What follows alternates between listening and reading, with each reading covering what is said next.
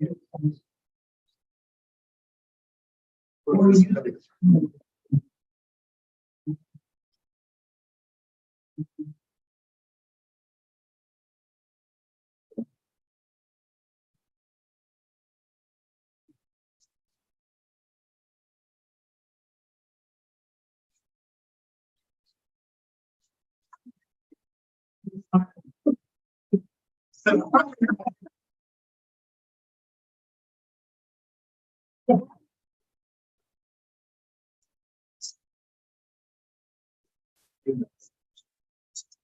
what.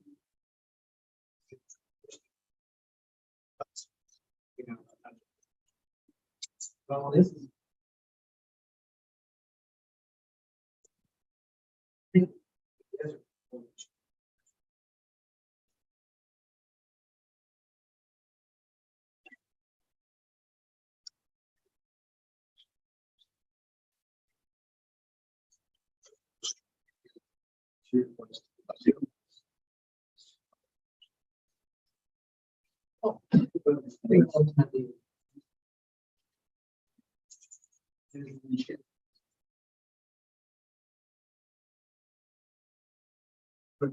Maybe it's supposed to do it. But-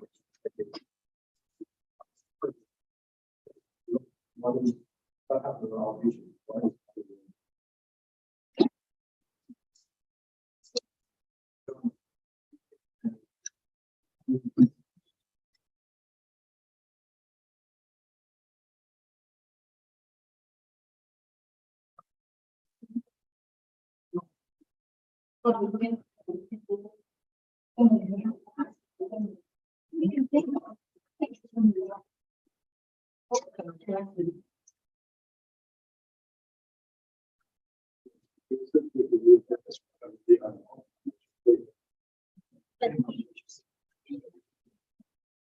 Hi. Looking for our chief, Samantha Whitehorn. She is not here yet. but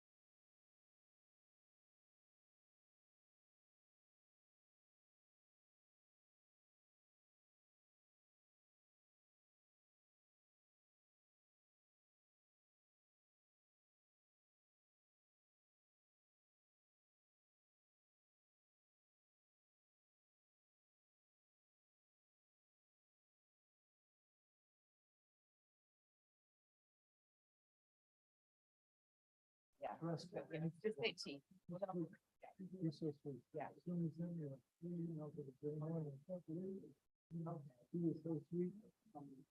Ma'am, do you have a minute? Of course.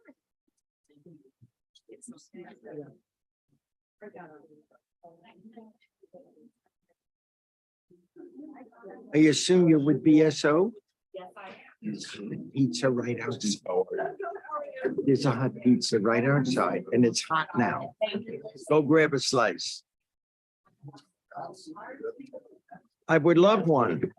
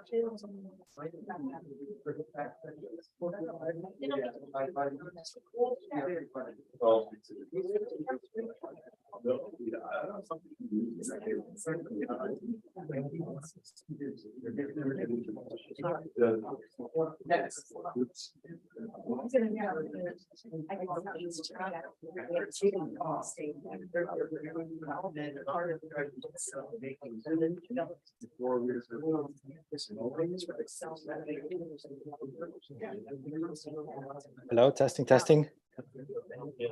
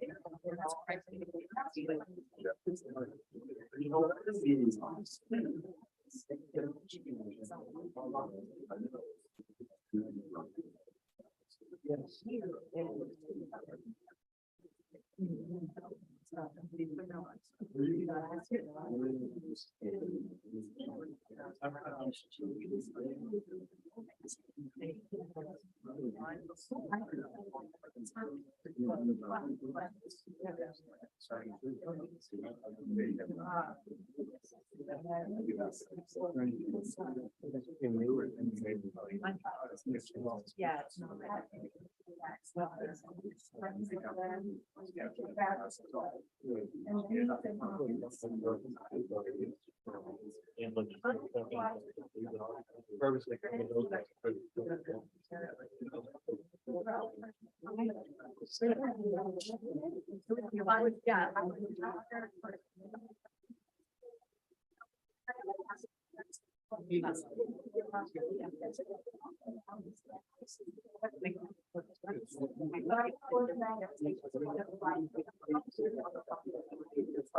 We all abandoned it. Like, I'm sorry, dude. Now they're very. Testing 1, 2, 3.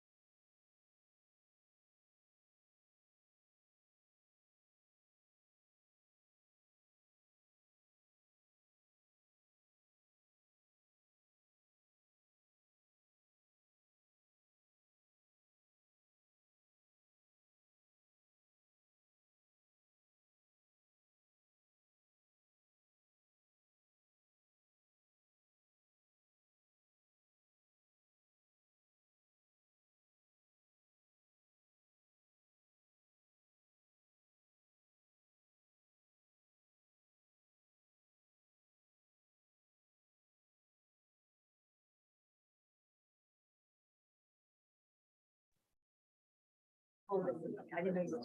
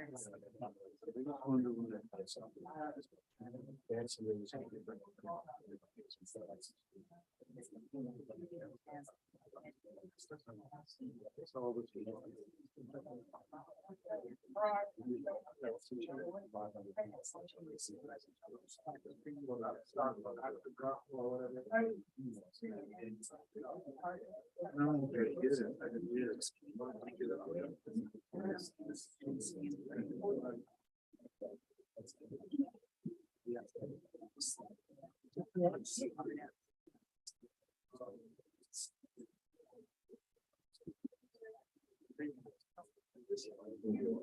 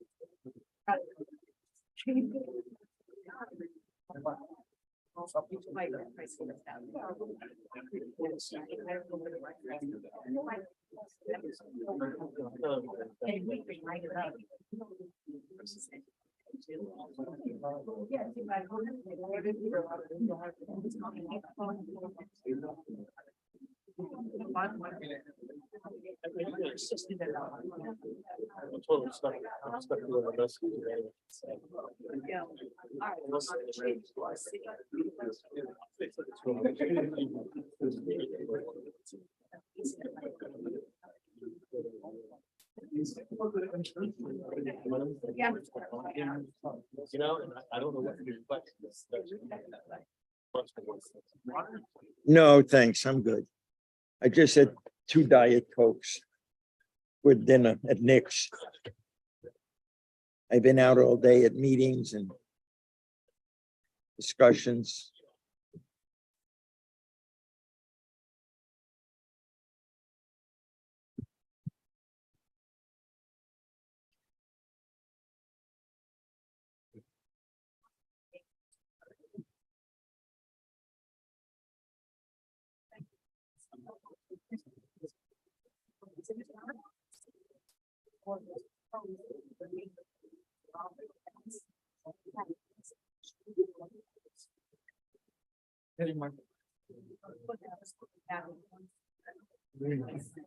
Oh.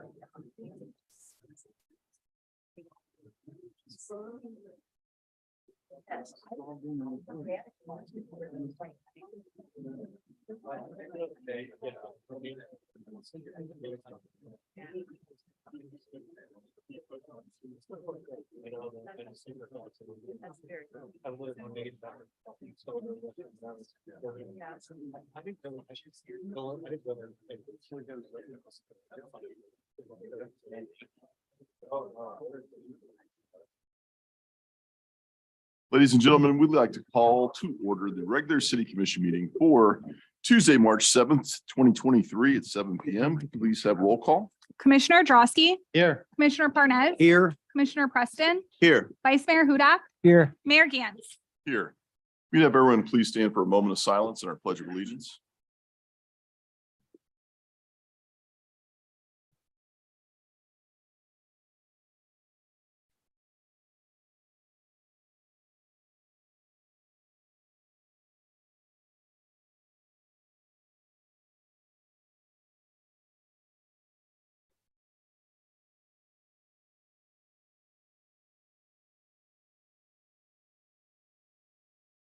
Pledge of allegiance to the flag of the United States of America and to the republic for which it stands, one nation, under God, indivisible, with liberty and justice for all.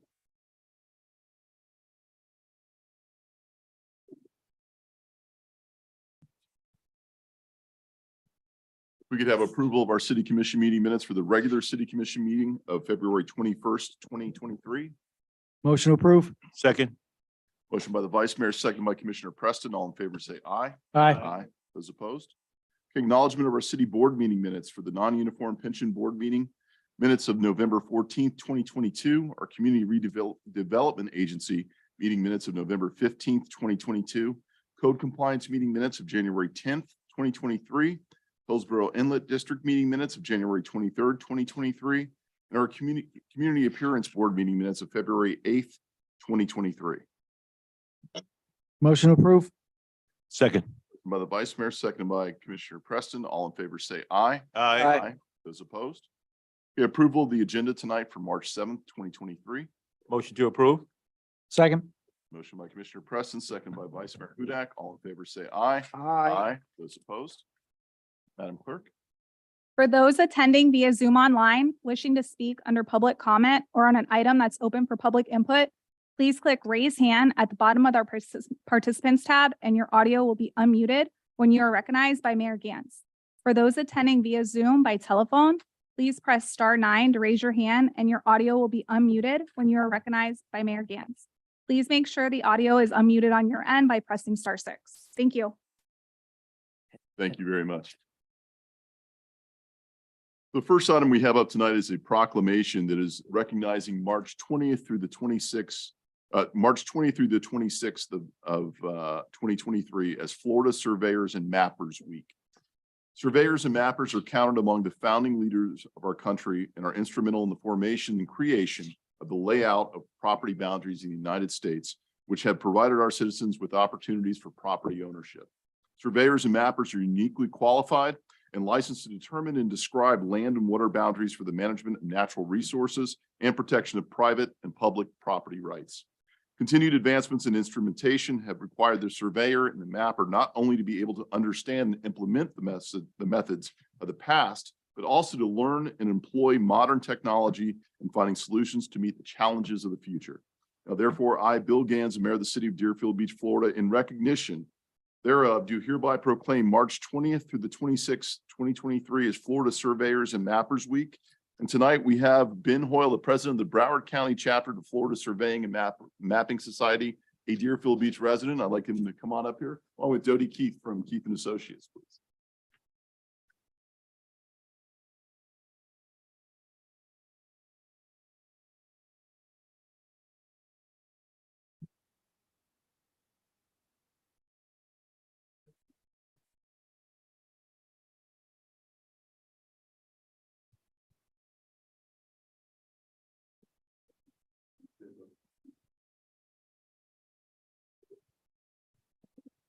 No. Just want to thank the city for the recognition for survey and mapping. It is a profession that we are very proud of and has a long-standing history throughout the state. Dodie Keith, her father was one of the founding surveyors of Broward County, including an office at Deerfield Beach, right off power line at Hillsborough. We take our profession seriously. We like to promote it with events like this to get the next generation of surveyors within our community out here working. Thank you very much. Thank you so much.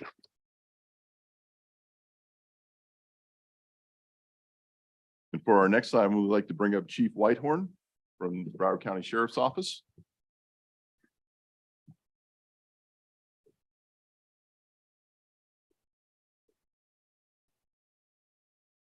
Samantha Whitehorn, District Fire Chief. Good evening, Mayor, Vice Mayor, Commissioners, ladies and gentlemen.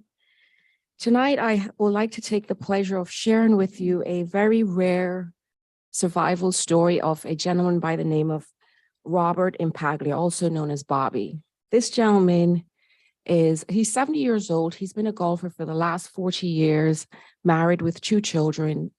Sometimes he even considered himself to be bulletproof, healthy young man, no medications.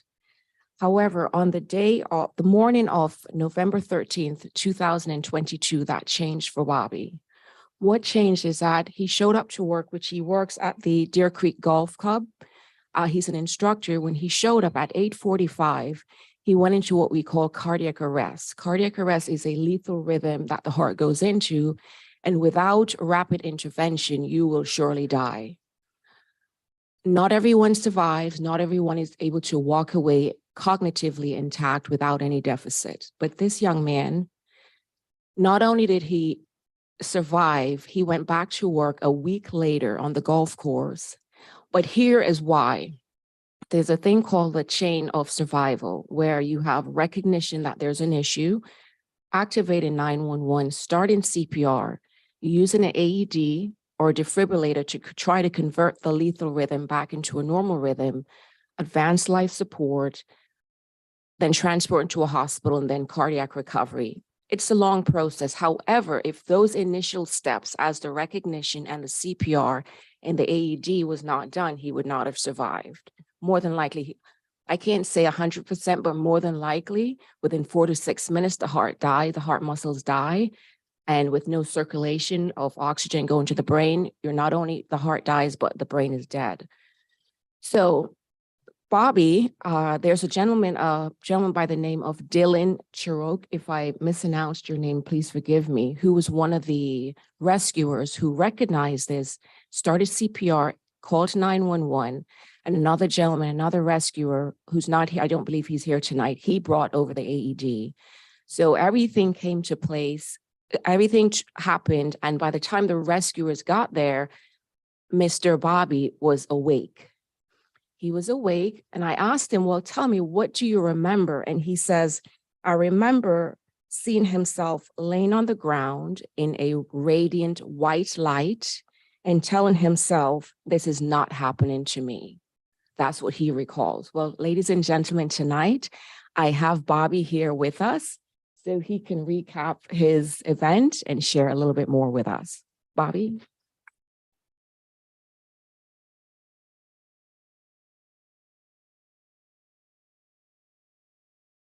Thank you very much, Chief.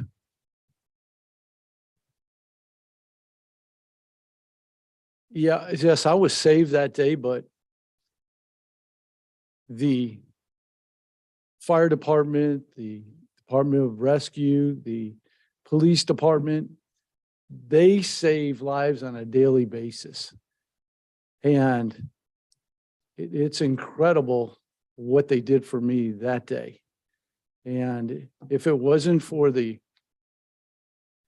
professional golf staff at Deer Creek, who's headed by Marty Martinez and by Brian Kern, the head professional, and they didn't have the wherewithal to have an AAD machine, along with training their people for that. And also, if they didn't have the CPR, skills, I wouldn't be here today. There's no question about that. So there's an old saying, it takes a village. Well, it definitely took a village for me to be here today. And I can't thank the city of Deerfield and how they, ran to my aid, and how so many people, as Chief has said, it's incredible how many things were lined up.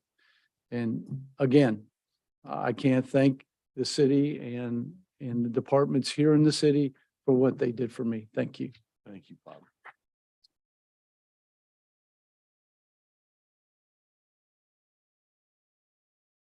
Dylan, are you here tonight? Come on down. So Dylan was one of the first rescuers that assisted. He started CPR. And Dylan would like to present you the certificate of recognition. And it reads, for your exceptional courage and performance, your actions afforded someone to continue living, which is invaluable, and you are greatly appreciated.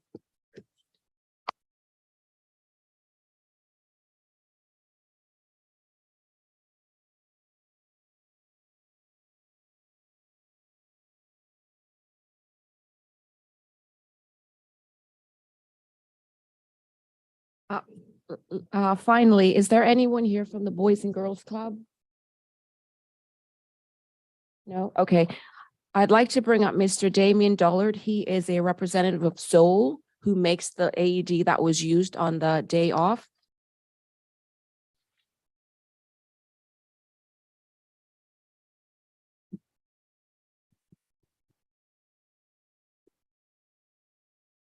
Thank you, Chief. Appreciate it. And thank you all for having me tonight. This really is about Bobby and Dylan and those that stepped forward that day to save his life. And I'm just so blessed to be here, to be a part of this. So with that, I wanted to just recognize a few people. Dylan, if you'll be kind enough to come back. Because it does take extraordinary willingness to step out and do something to save someone's life. And so, Dylan, I wanted to say thank you. Can't be more proud. Thank you.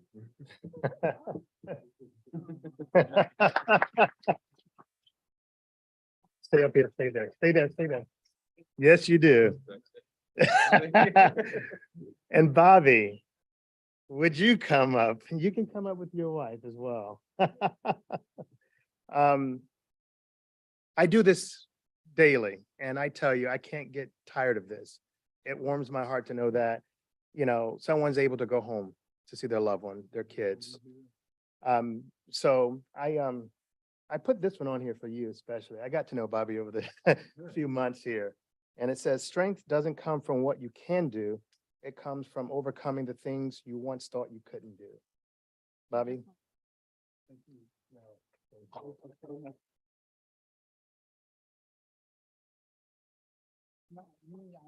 the recipient of what happened on that day.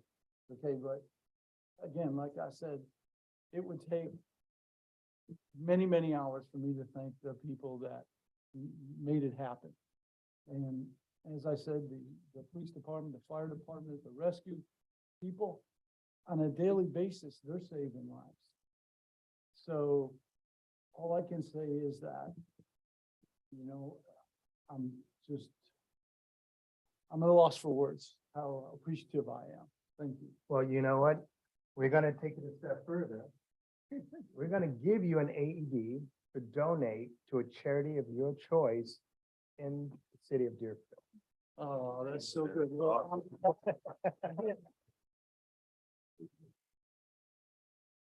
behalf of the professional staff at Deer Creek, we want to donate to the Girls and Boys Club of Deerfield Beach. You all. Thank you.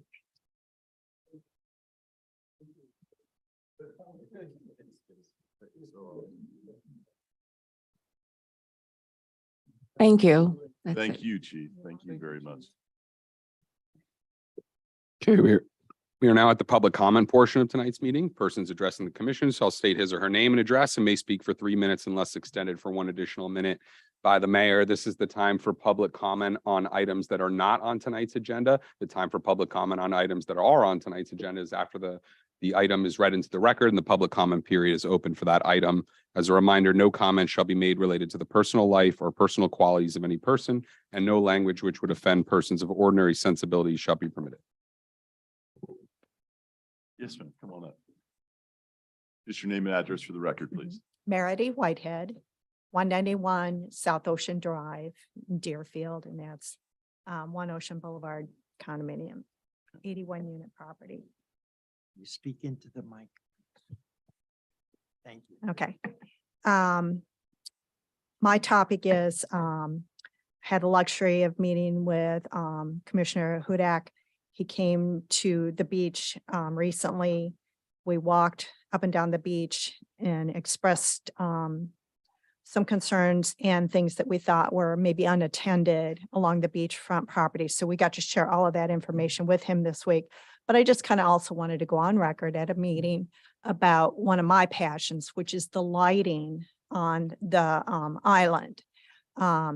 We have the situation where we live with turtle season and off turtle season, 8 months and 4 months. And the city is really quite diligent about getting the lights that are affected by turtle season off appropriately, but they're not near as passionate about getting them turned on for the 4 months that's not turtle season. And in the past, that has fallen on an individual resident to perhaps give the asset number or tag number on a particular pole. You'll call it in, they'll light it up. But that's just one pole of all of them that got turned off or any light impacted by turtle season. I would like to propose that the city have a proactive approach to lighting it up, which, by the way, is November 1st to, the end of, up to March 1st, which is kind of peak season, tourist season, and it's the darkest part of the year. Another thing that I was also able to address with Commissioner Hudak was in January, I had proposed that many of the lights are not working at the main beach parking lot. Either they're broken or they're just not functioning. He was able to report back to me that many of these are obsolete fixtures. But in addition to that, which I didn't know before, that many of these poles would not meet a hurricane standard or something to that degree. So they weren't necessarily going to be in a position to replace lights on the existing poles. He said, this sounds like a project that almost needs to go onto a budget, maybe the next year's budget. My follow-up is the main beach parking lot lighting scenario on this year's budget, or would it be on the 2024 budget? To have it, well, probably repaired or all replaced, because it doesn't sound like they can use the original equipment. And then kind of the third part of that is, because if an individual light is out, the responsibility falls to Give an me one more owner. minute, go ahead. The responsibility falls to the residents to report it. In my mind, if there was something as we all live with this in our hand. If there was something as simple as an app where you just get to put a pinpoint, and that would be an employee of Deerfield or BSO saying this lights out. It falls on the employees that work during the dark hours, which is BSO probably. But if you could just set a pinpoint, then the city would know which lights are out, and that's half the battles identifying them to have them replaced. Absolutely. So that's Thank you. I'll get some answers for you on that. Thank you. Thank you. Hi, Sandra Jackson. I just have something to say really quick. I want to let the commissioner know and the mayor know. I got a certified letter, had nothing to do with the city. As I came before this dais before, I found out that the mail person may be signing for the certified letters and the resident may not be getting them. So my concern went back on to the code enforcement, where they may be sending out certified letters to people and they may not be receiving them. So I just want to put that on note, that I said something to the guy to tell him he's not allowed to, sign for anybody mail. So they have like a little dais, little board now that you sign on. Just want to let you guys bring it to your attention. Thank you.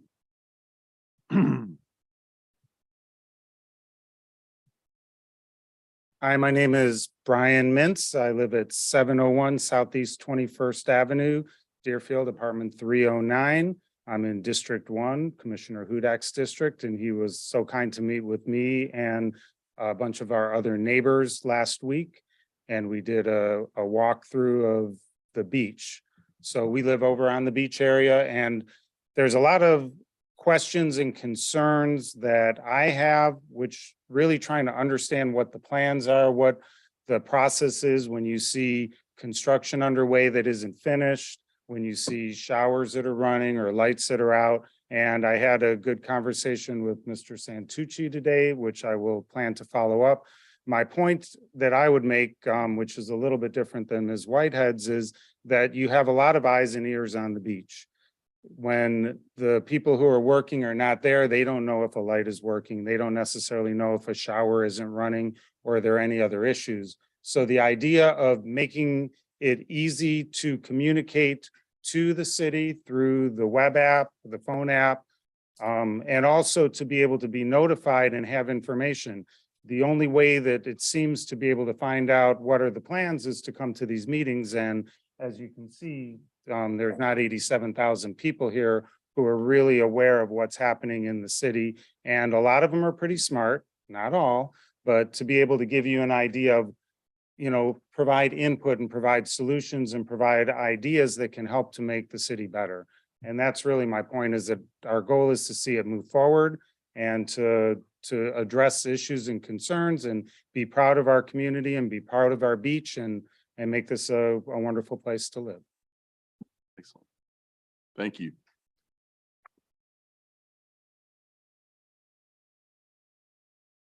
Daniel Shanetsky, 34 Keswick B, Deerfield Beach, 33442. Good evening, city commissioners. I just want to say I went this Saturday to Oveda McKeon Park, and they had the Deerfield Beach, the first Deerfield Beach Community Inaugural Day. And I want to say I thought it was wonderful. I thought it was a wonderful success. And I want to thank Commissioner Preston for thinking of it. And I want to thank the city commissioners for presenting it and the city manager. I had a wonderful time. It really showed the warmth and the character of Deerfield Beach. Got to meet a lot of my neighbors, and I think it's a wonderful event. And I look forward to next year having the Deerfield Beach Community Day. Thank you very much. And I also want to thank the commissioners for each one of their town hall meetings addressing the project, the Southwest 10th Street project. I've learned a lot from each one of these meetings. With Commissioner Hudak's meeting, I learned that the developer MBA lives and works and grew up in this area. He lives in Boca, so he knows Deerfield Beach very, very well, as opposed to the other people, the other companies that put bid in. They're from all over the world, all over the country. They don't know Deerfield Beach. But what made me happy was MBA really knows this area because he's lived in this area. His family grew up in this area, and that means a lot to me. With Commissioner Ben Preston, I learned from his town hall that MBA, he said that MBA will have their headquarters in the project. I think that's fantastic. I mean, most of the other developers, when they do a project, they're in New York, they build a project, they leave, but they're actually going to have their headquarters in this project on Southwest 10th Street. They're going to have skin in the game. They're going to have to ride there. They're going to have to be in the area. So they're going to do everything possible to make it a success for Deerfield Beach. From Commissioner Drotsky, from his town hall, I learned that the developer has a commitment to have minority-based clients or businesses in that project. And I think that's great, especially with February Black History Month. It shows a commitment to help everybody. And with Commissioner Bernie Parnes, I learned that they said that they would like to have a bus shuttle from the railroad to the project, which would make it a lot easier for their workers to travel from home to work. And I think that's a great idea also. So the bottom line is I learned from these town meetings by the commissioner that MBA really cares about this area. He really cares about Deerfield Beach. And I'm very excited. And I think we can use that $14 million for Deerfield Beach. Thank you. Thank you.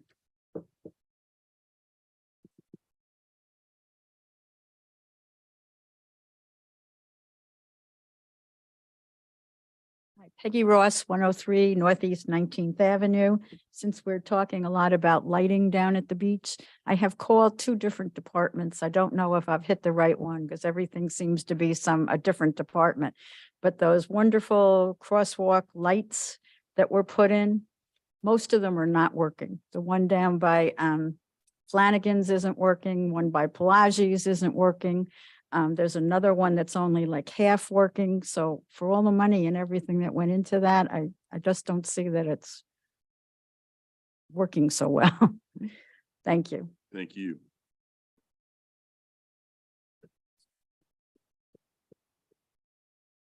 Good afternoon. My name is Willie Rosetta Graham Bracy. I live at 501 Northwest First Terrace, Deerfield. I hate to keep coming here complaining, but anyway, I wanted to make a suggestion. At the park, McKeithen Park, like on days that someone have a gathering there, one Saturday morning, a family came out early and they were starting a barbecue. Then about a little bit later, another family came out. And I suggest that maybe they should put a sign up saying that today the park is reserved instead of, two families meeting out there together. And one of them had to leave and go to another park because it was two, I guess one had already booked it, but the other one probably didn't know because they got there early that morning. So if they put a sign up there like that Friday or a week before or something, saying the park is reserved for, for that weekend or something, and then it wouldn't be like people getting disappointed when they get there.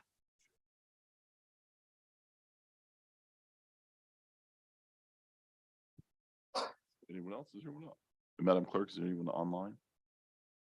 Okay, not seeing anyone else, and we then close it to the public. City Manager, do you want to address a couple of those issues that are there? Thank you, Mayor. Yes, we'll work on, I'm not really sure which lights in particular are not being turned back on when turtle season is over, but we'll make sure to improve and address that as we move forward. I did actually discuss this with Mr. Mintz, which is the app that we do have under development. It's called C-Click Fix. And there's a lot of back end work that we need to do before we deploy that. It has to do with ensuring that the maintenance schedules are also included within the software. But once deployed, we're anticipating 2 to 3 months. We will have a forward-facing app that will allow residents and staff, quite frankly, to report issues in real time. And using GPS, it will allow you to submit various things that you see out there in the community. So we're looking forward to bringing that on board. Great suggestion and something we are working on. As it relates to the lighting in the main beach parking lot, we actually have that underway as we speak. If you go through the main beach parking lot right now, you're going to see them starting to build out the electrical infrastructure. And I'm not quite sure when the poles will be going up, but that project is underway. So happy to report that. And we are aware that the crosswalk lights are not working in certain locations. However, the manufacturer of the lights that are in there today, we do know to be really just a failed technology. We have repaired and replaced them under warranty several times, and they continue to fail. We do have the ones that are working. We did replace those with a different technology, and they're working just great. So the idea is through the S-curve undergrounding project, which we know is forthcoming within this year, we're going to be having to tear up the road anyway. So all those lights will be replaced at that time with the newer technology. So all those lighted crosswalks will be corrected with the new, like I said, the new technology that we have. It's a great suggestion with the McKeithen Park and throughout all of our parks with the reserve signage, and I'll work with staff to see what we do have in place right now and try to see if we can improve that with that great suggestion. Thank you. And if there is an issue that you see until we have that technology in place, my cell phone number is 954-816-1936. You can find it really easy on the City Hall website. Call me if you see anything, if there's any issue. Okay. Okay, we are now at the consent agreements and expenditure requests portion of tonight's meeting. Items 3 through 7 are currently on consent.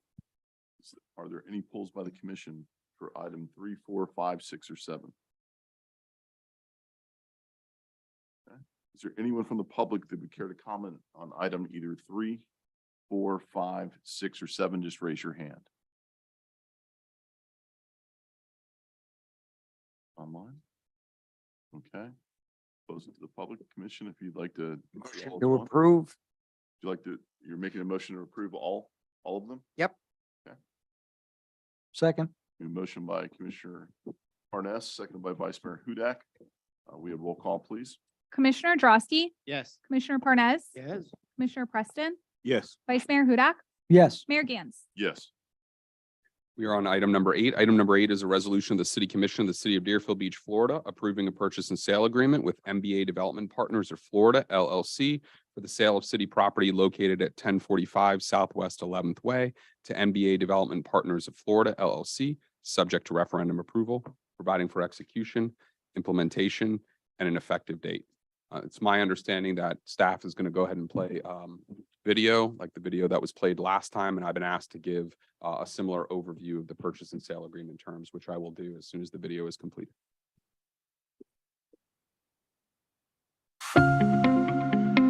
In 1998, the property located along Southwest 11th Way was deeded to the city, with 1045 Southwest 11th Way being added in 2005 by the Florida Department of Transportation, or FDOT. At the time, Deerfield Beach voters approved a lease of the entire property to Florida Atlantic Research and Development Authority, also known as FARDA, for $1 a year. In return, FARDA agreed to develop the property with a research and development, educational, or vocational use. Since 2005, the lease for the property was extended 7 times. Almost 20 years later, the property still sits vacant and empty. On February 15, 2022, the City Commission voted to deny FARDA's request for an 8th lease extension and the related proposal to build a 41,000 square foot office building for a payment of $3.2 million to the city. A market appraisal conducted by the city at the time valued the property at $6.5 million. The city issued a competitive solicitation and marketed the property nationally to solicit proposals to purchase and develop the property. The City Commission approved a recommendation on December 6, 2022 to award the competitive solicitation to MBA Development Partners of Florida, the top-ranked firm. The proposed mixed-use project includes medical, retail, restaurant, housing, public access to rooftop green space, walkable green paths, and more. MBA proposes paying the full appraisal price of $6.5 million for the property. MBA's proposal also includes $7.5 million in community contributions for improvements to surrounding parks, roadways, transportation networks, and other infrastructure improvements. The city's charter requires Deerfield Beach voters to approve this sale because the value of the property is greater than $750,000. The question will be placed on the citywide March 14th, 2023 election ballot for your consideration. We encourage all Deerfield Beach residents to get out and vote in the March 14th election.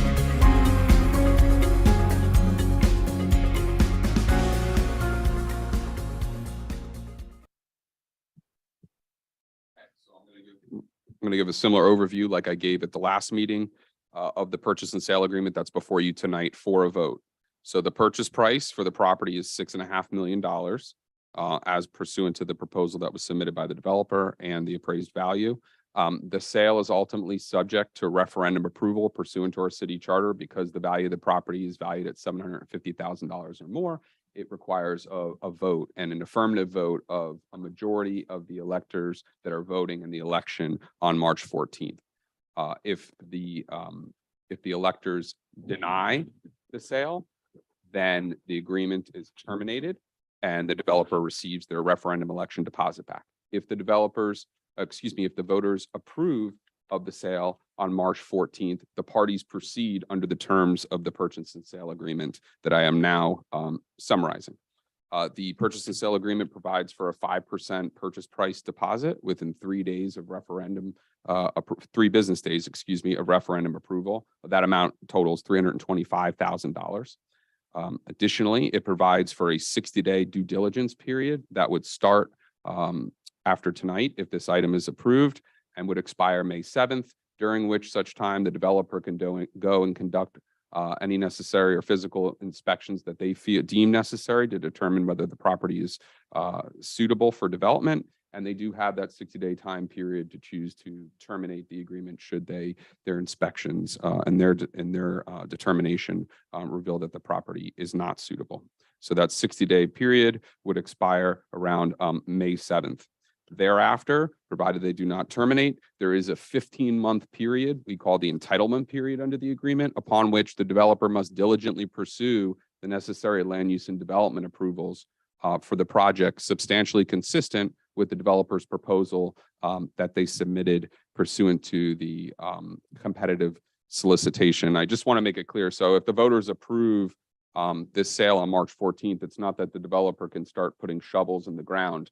The development will be subject to all the necessary land use, zoning, site plan, plat, public hearings, reviews for findings of infrastructure, traffic, et cetera. There are components of this proposed development that will also need to be reviewed and approved by the county, including the plat and the land use amendment. So going back to that entitlement period, which immediately follows the due diligence period, they'll have 15 months to diligently pursue those final development approvals that I just discussed.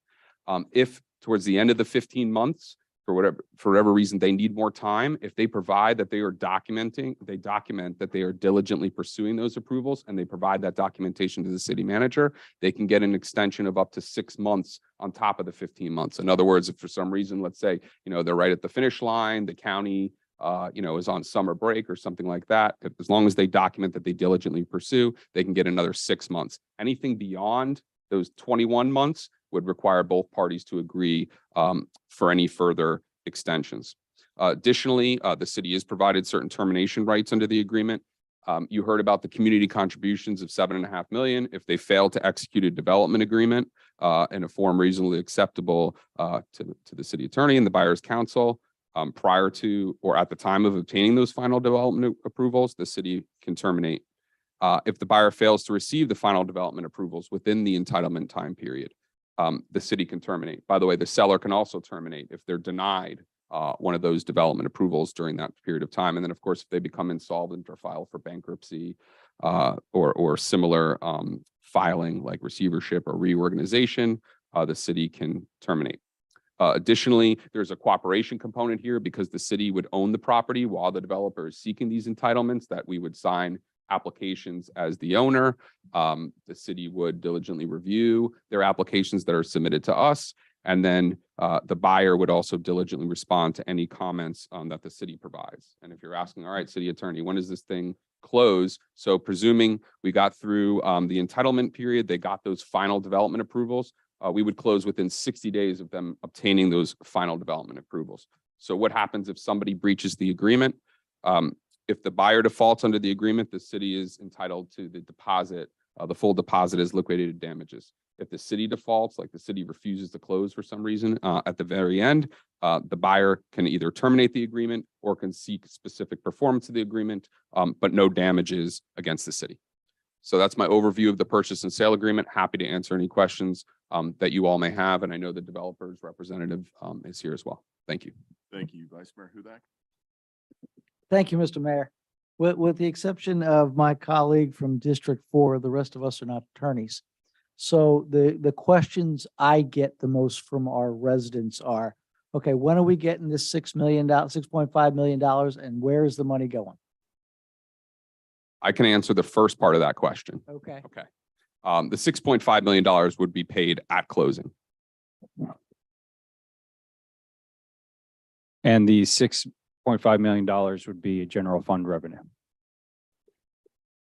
And what does that mean? Where will that money be dispersed? What will we do with it? Explain a little bit more on that, if you would, for me, Mr. City Manager. I mean, I would have suggestions for the commission at that point where, we are a couple years off before we would actually see that money. But a $6.5 million injection into the city is a one-time injection, right? So in that case, I would recommend that money be reinvested for other projects and redevelopment purposes. Commissioner Parnas and Commissioner Drosky. I think people have to understand a few things. Cities are a partnership between the residents and business. If we had no business, none of you could afford the taxes to run the city. So business has to make a profit. They have to want to stay here and employ our people and contribute. I don't know if this was mentioned, but after this project is developed, it'll mean $1 million a year in ad valorem taxes to the city coffers. And people say, what are you going to do with the $6 million? It goes into the general fund and the commission will decide where it's needed most. Do we want to add some more police? Do we want to fix another project like our roads? Do we want to fix our sewer system? Whatever it is, the commission is there to do what's best with the money for the city. No one person is going to make that decision. Two, before the first shovel will ever go into the ground, and I want you to understand this, that what you're voting on Tuesday is just permission to sell the land. Nothing happens until the city closes. Then they go to the county, which I sit on the planning council and represent the city. And they have to present reports, traffic control. Will the schools be able to handle the influx of children based on the housing element of the development? And the roads handle it. We know by then it'll be 4 lanes instead of 2 going down 11th Way. But all of these factors, even if there's animals living on that lot, they have to be moved in order to declare it fit for excavation. You just can't kill them. If there are ducks there or whatever's there, they have to be moved. All of that has to be presented to the planning council, who have to have 2 public hearings. Then it goes to the county commission for 2 public hearings. Then it comes back to this commission for a final vote. So there are plenty of protections put in there to protect the city and its citizens. So some people have said, what an enormous project. That enormous project may be cut down. There's no guarantee that they'll get permits for everything they want or clearance. So that's down the road. What's not down the road is our ability to collect money for something we've been getting $1 a year basically for 20 years. $14 million is not chicken feed. And I think it'll prevent your ad valorem taxes going up for a while, because the balance is there between industry and residents. We have to keep both happy. One without the other, I've watched cities die, like Monticello, New York. Their main industry was hotels. It's known as the Borscht Belt, the Jewish Alps in New York, where all the comedians broke in, Jerry Lewis and the rest of them. Okay.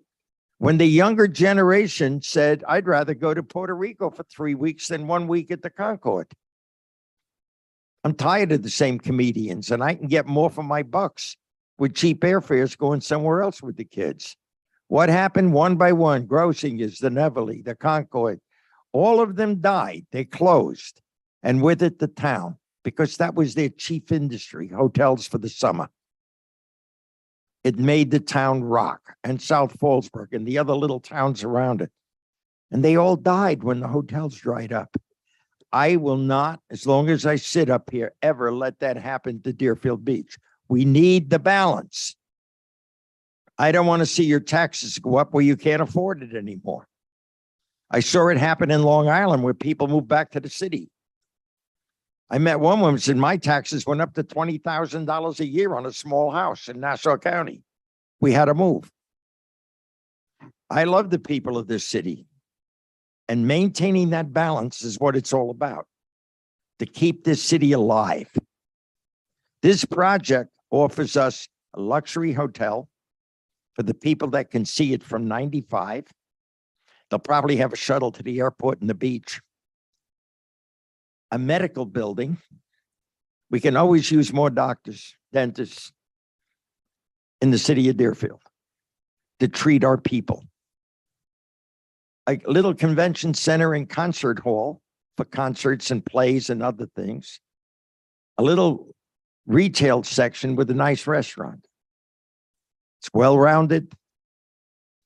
It's not going to kill it. I've had people in Century Village say, are we going to get a lot of traffic? It's nowhere near there. It's basically an industrial site. What's opposite that lot is a motel, a small hotel, and the Cracker Barrel. Excuse me. 2 hotels. Okay. So what I'm getting at is that it's not going to interfere with the lives of the people in that community, but it's going to bring a lot of money and a lot of jobs and a lot of people spending money in Deerfield Beach that helps everybody sitting in this room and every citizen of this city. It's one of the reasons I approve of this. Because what we're voting on is selling the land, not the end product. The end product we may reject in terms of they can't get permits for changes that are necessary to build their development. And then it may not even be in our hands. That'll be up to the county in a lot of instances. So the enormity of it shouldn't scare anybody. That's down the road. First things first, permission to sell the property where we start getting income, where we've been getting nothing but $1 a year in weeds. We can use money. And I'd rather do it this way than tax you and the rest of the citizens of this city. And this reason I'm for this sale. That's what this is all about. The sale of this land, permission to sell it. Thank you. Commissioner Drosky. Thank you, Mayor. Commissioner Parnas, concur in your comments, so I'll keep mine relatively short, but you must have been looking at my notes when you were reading it tonight, except for the Borscht Belt. I did not have that in my comments. I have no idea what that is actually, so. I'm wearing one right now. As far as the item on the agenda, and I'm going to get into a tangent too about the project itself, but as far as the item that's on the agenda, you know, the contract terms, I think it's very fair and reasonable. I think the city manager did a good job negotiating this contract. In a vacuum, there may be one or two terms that I, would have done perhaps differently. But I think we have some offsets against that in this contract as well. For example, the city attorney mentioned, there's no damages. They can only come, against us to either terminate the contract or for specific performance, which is basically forcing us to perform under the agreement. So by removing that, you could tell there was a lot of give and take in the agreement, and I'm okay with it. And you can see that. And I think both parties wanted to come to an agreement. By reading this, you can see that they wanted to make a deal, that the developer wants to be in Deerfield and we want them in Deerfield. And I could see that back and forth in this agreement. So I'm okay with it. I think they did a great job in cobbling this together, and I'll be in favor of it. But like Commissioner Parnas too, with respect to the project, we have to keep in mind that right now for this parcel that we've had for 30 plus years, that wasn't developed by FAU. We received 0 tax dollars for that particular parcel, 0. And that's a big hit to take to this budget. Like every one of your personal budgets, we have stresses here in the city as well. Inflation is affecting the city's budget just as much as your budget. And so I am very adamant about not raising taxes and the millage rate here in the city of Deerfield Beach. Since I've been elected, in 2017, the millage rate has actually gone down. It has never gone up. And I want to keep that trend going in the city.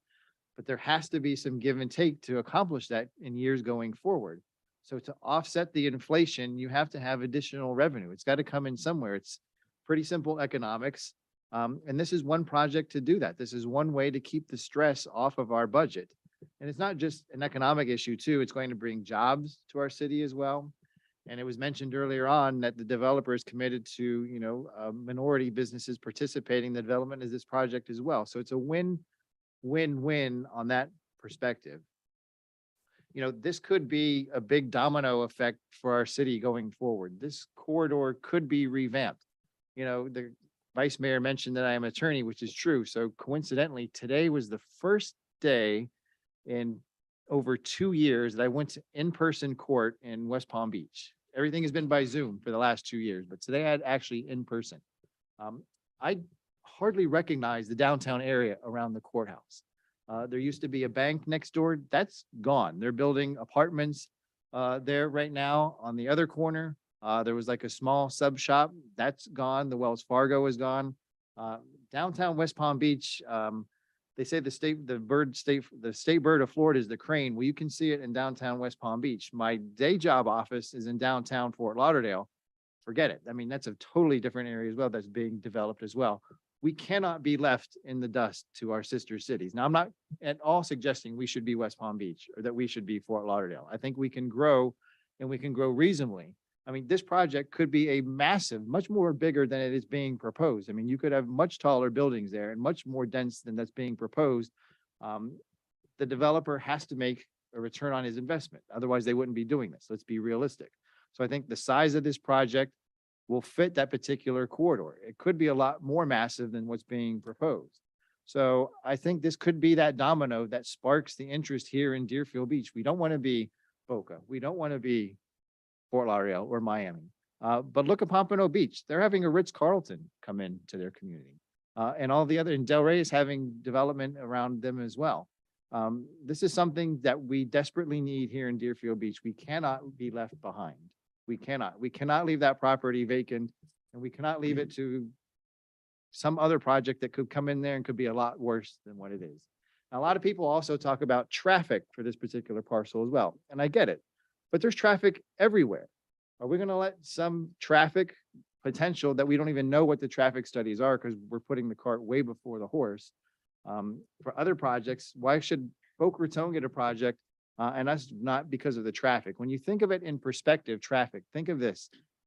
There's going to be housing there. There's going to be a hotel there. There's going to be medical and retail. But not everybody is coming there at the same time. Think of it as regional perspective. You have this plot of land.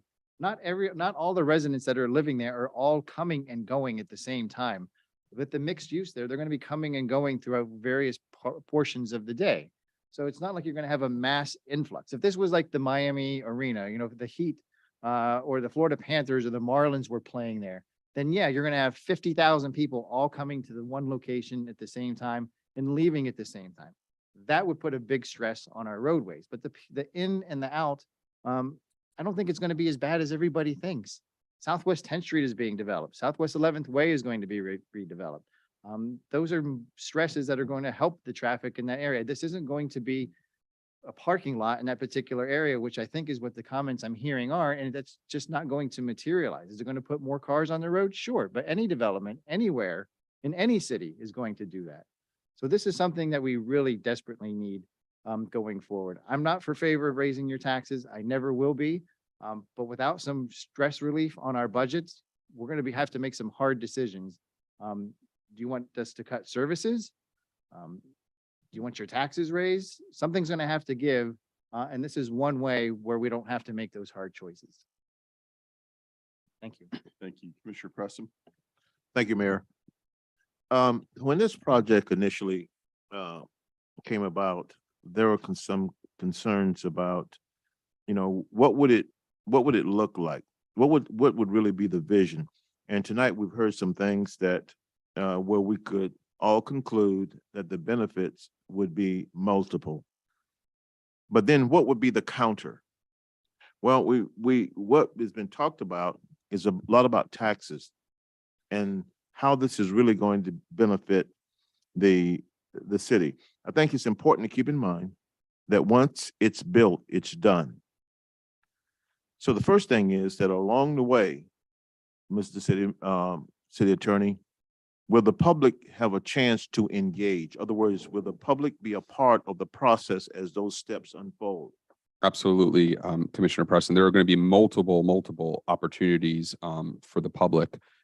There's going to be a land use item. There's going to be a zoning item. There's going to be a plat. There's going to be a site plan. Each one of those items will come before the commission, and they will also go before the Planning and Zoning Board. And at each one of those meetings, they will be properly noticed in accordance with our code and state law. And at each one of those meetings, the public will have the ability to review the documentation for those items and comment on those items at those public meetings. Additionally, there's going to be meetings before the county as well on the plat and the land use. And so there will be additional opportunities to do so at the county level. Because as this unfolds, as I said, once it's built, it's done. It is important for the residents of Deerfield Beach have a say, that their voices will be heard as this vision unfolds. Second thing is that we've heard a lot about jobs, but I'd like to hear this, is that those job opportunities that will be there, and that's a good thing that they are there, to bring jobs to people who need them is very important. But I'd like to know that those job opportunities will be here for the residents of Deerfield Beach, for those people that need it. That's where the opportunities ought to be. And how are we going to deal with that? Will that be there? Commissioner Preston, I'm happy to address a piece of that. I know that through our Office of Economic Development, they are committed to working with the developer to ensure that we do the appropriate outreach to the community, to do various things like job fairs, to ensure that our community knows that those opportunities are available. They're very good at that type of outreach. We've conducted job fairs and various other educational activities. Additionally, in talking to staff, they want to look at what particular jobs are actually going to be coming into that place, and then try to customize training opportunities for individuals to be prepared for those jobs when they do come around. And speaking with the developer, and honestly, not to try to speak for him, but they have committed to working with local contractors and assisting in the job fair activities and those types of activities as well. So I think we've got a pretty good plan that, I'll be honest, we haven't really formulated the specific details, but I think we're all rowing in the same direction in terms of your vision of that. Thank you. I think also additionally, if everybody would just use their imagination for a second, because the plot of land that we're discussing. Now imagine for a second that this high rise goes up and all of the things that have been talked about come to fruition. You got medical buildings, you got workforce housing, and it's just a very big development. And then right across the street from that is Mayor Howard Park. This is an opportunity for us to address that and make that park balanced. That park will be balanced with what they're going to build on the other side. Because if we don't do that, that park becomes, for this project, an eyesore. It becomes an eyesore. So this is a good opportunity with all the other things that I've read about in this proposal. It's an opportunity for the city, but there are some concerns about some of the things that I just asked. But I just think that we could have a very, very beautiful park that would actually complement the community and the proposal that would be just across the street. And so that in a very broad sense, the city of Deerfield Beach can go to a whole nother level if the things unfold like we think that they might. Thank you, Mayor. Thank you, Commissioner. I think it's important for everyone to remember that this property has always been slated to be developed since 2005. That's always been the intent. When this was put together, and it was a well-intended plan to work with the Florida Atlantic Research Development Authority to create a research park. That wasn't going to be a single tiny building on that property. The intent was market it and have it created into a research development park. Now, any city planner worth their lick of salt is going to tell you that that's a unique asset that the city of Deerfield Beach has there. If you go up and down that corridor, you're not going to find a parcel of land like that that's undeveloped. Now, this project and this well-intended plan back in 2005 never came to fruition simply because, in my opinion, FAU Research Development never really cared about the property. They had this property and they had another property in Boca. They developed the one in Boca and it thrived. It created a lot of jobs. It created a lot of tax revenue for the town, the city of Boca Raton. Meanwhile, this piece of property, they put very little effort into it. The only time they would come around to even talk to us about the possibility of doing something there was whenever the lease was running up and it came up for a renewal that was decided by the commission. Other than that, we never really heard from them. And there was never any movement on the project. Now, another reminder, February of last year, we had a project in front of us that was through the Florida Atlantic Research Development Authority for $3.2 million. The entire city wouldn't have had the opportunity to vote on it, but we as a commission were going to vote on that project. No one really came out. Everyone seemed okay with a $3.2 million project going in there. We said no because we have a fiduciary responsibility to all of you to utilize our assets as a city in the most responsible way we can. So we said, this is not a good deal. We sent it, we took control of it because we had the opportunity to let the lease expire, for us to regain control, and to finally start earning some tax dollars on a prime piece of property in the city of Deerfield Beach that hasn't had anything coming in since 2005, except for a measly dollar. So we went from 3.2 million to 6.5 million with another potential $7.5 million in community enhancements. That's a unique opportunity for us. It's the right thing for the city of Deerfield Beach because this is what we're competing against. And I mentioned these numbers before. I have them a little bit precise numbers now. The average assessed value of homes in Boca Raton is $648,000. In Delray Beach, it's $470,000. In Pompano Beach, it's $276,000. Deerfield Beach, we're at $236,000. We are way behind the curve. Now, we compete with all of these cities for resources, for talent who come in here to work in the city, for businesses who are looking to develop in the city.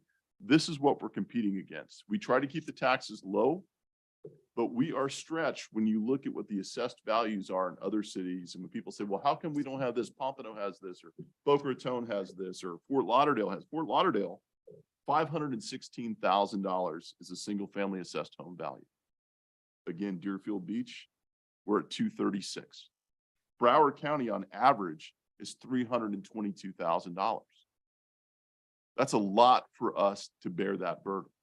I can't short you on policing. I can't short you on utilities. I can't short you on any of the stuff that we provide as a service within the city and say to the vendor, hey, give me a better price because our assessed values are a lot less than these other cities. It doesn't work that way. Our responsibility is to make sure that we get the best bang for our buck when we have assets like this that have always meant to be developed. This project is the start of a project. There are going to be plenty of times for all of us to stand up and say, how do we mold this project into something that works for the area? We have that opportunity to do that, but this is an opportunity now for us to move forward with something that's going to be a good shot in the arm for the city of Deerfield Beach and provide the type of development, because the balance is always, and especially in our city, is between development, redevelopment, and preserving our quality of life in the city. We are not like Delray Beach and Boca Raton and Fort Lauderdale for good reason. We don't build massive structures on our beach. We don't have that type of development. And it's because we don't necessarily want that type of development. When you have an opportunity to put a good development piece in, you take that opportunity. And that's what's presented before us. So this is why I support it. And I hope the voters out there will come forward and do the same thing. With that, I'm going to open it to the public. Is there anyone from the public that would like to comment on this item? You can come up to the podium. Just give me your name and address for the record. I have a question for the city attorney. I'm sorry, Mr. Mintz, if you could just go ahead and give your name and address for the record. Sorry, we got to do that for me. Brian Mintz, 701 Southeast 21st Avenue. And you can Deerfield ask the Beach. question to us and we'll have him answer for you. If that's I have a question for you to ask the city attorney. right. Does MBA have the rights to assign, or can they assign their rights and responsibilities under this to somebody else? We'll get that answer for you. Do you have any other questions? Is that it? Okay. Anyone else? Is there anyone online? Yes, ma'am. Diane Chisholm, 375 Northwest 7th Court, Deerfield Beach. I would just like to, excuse me, piggyback a little bit off of what Commissioner Preston said. I would like for the city manager to please take in consideration that we do have some of the jobs, some of those opportunities for our residents in Deerfield Beach. I know that in the past, when we've had new businesses come into the area, that was one of the things that they talked about, but it kind of didn't happen. I just remember back with People's Trust, when they were coming into the area, they made so many promises that our residents would be considered for some of the jobs. And I think it was a struggle even to get two people hired into that facility. So it would be great if you can put that into your conversations, that some of our residents could be considered, or some kind of an opportunity for us to work with them from that standpoint. Thank you. Thank you. Yes, ma'am. Ms. Freitag, go ahead. Name and address for the record, please.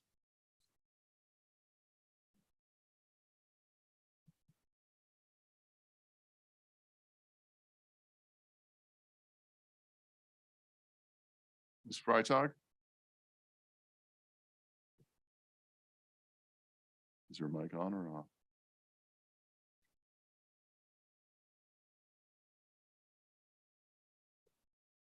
Sure. My comment is that this area is not an industrial location as Tivoli Park with over 5,000 people living across the street. Thank you. Anyone else in the public? Yes, sir. Good evening, Reverend Griff, 20871 Northwest First Street, community organizer here in Deerfield. Mr. Mayor, I think it's a great project. I think it'll be great for the city of Deerfield with everything, but is there a way that we maybe can build in some set-asides? Such as for employment, job opportunities, minority contracts? We'll find Because out. a lot of times, when we see these big developments, they come in and they promise you Christmas, New Year's, Easter, and all alike. And then when you get down to the nuts and bolts of it, there's a big squeeze, and usually the residents get squeezed on it. I think it's a great idea. I love all of the things that the commissioners are talking about, what it will do for the constituents and for the citizens here. I'm just concerned about, will we be able to lock these developers in if this thing goes through? And I like all of the different things that you all spoke about as far as, once, if it's approved on March 14th, all of the things that it has to go through as far as, getting it approved. But will we be able to put some, constraints on these developers to, make sure that those set-asides are there for those things that I talked about earlier? Thank you. Thanks, sir. Anyone else? Patricia Saunders, 252 Southwest 34th Avenue. Directly to that, I look at the statistics. 2 hotels, Cracker Barrel, residents. Homestead exemption will increase, property value will increase in that area.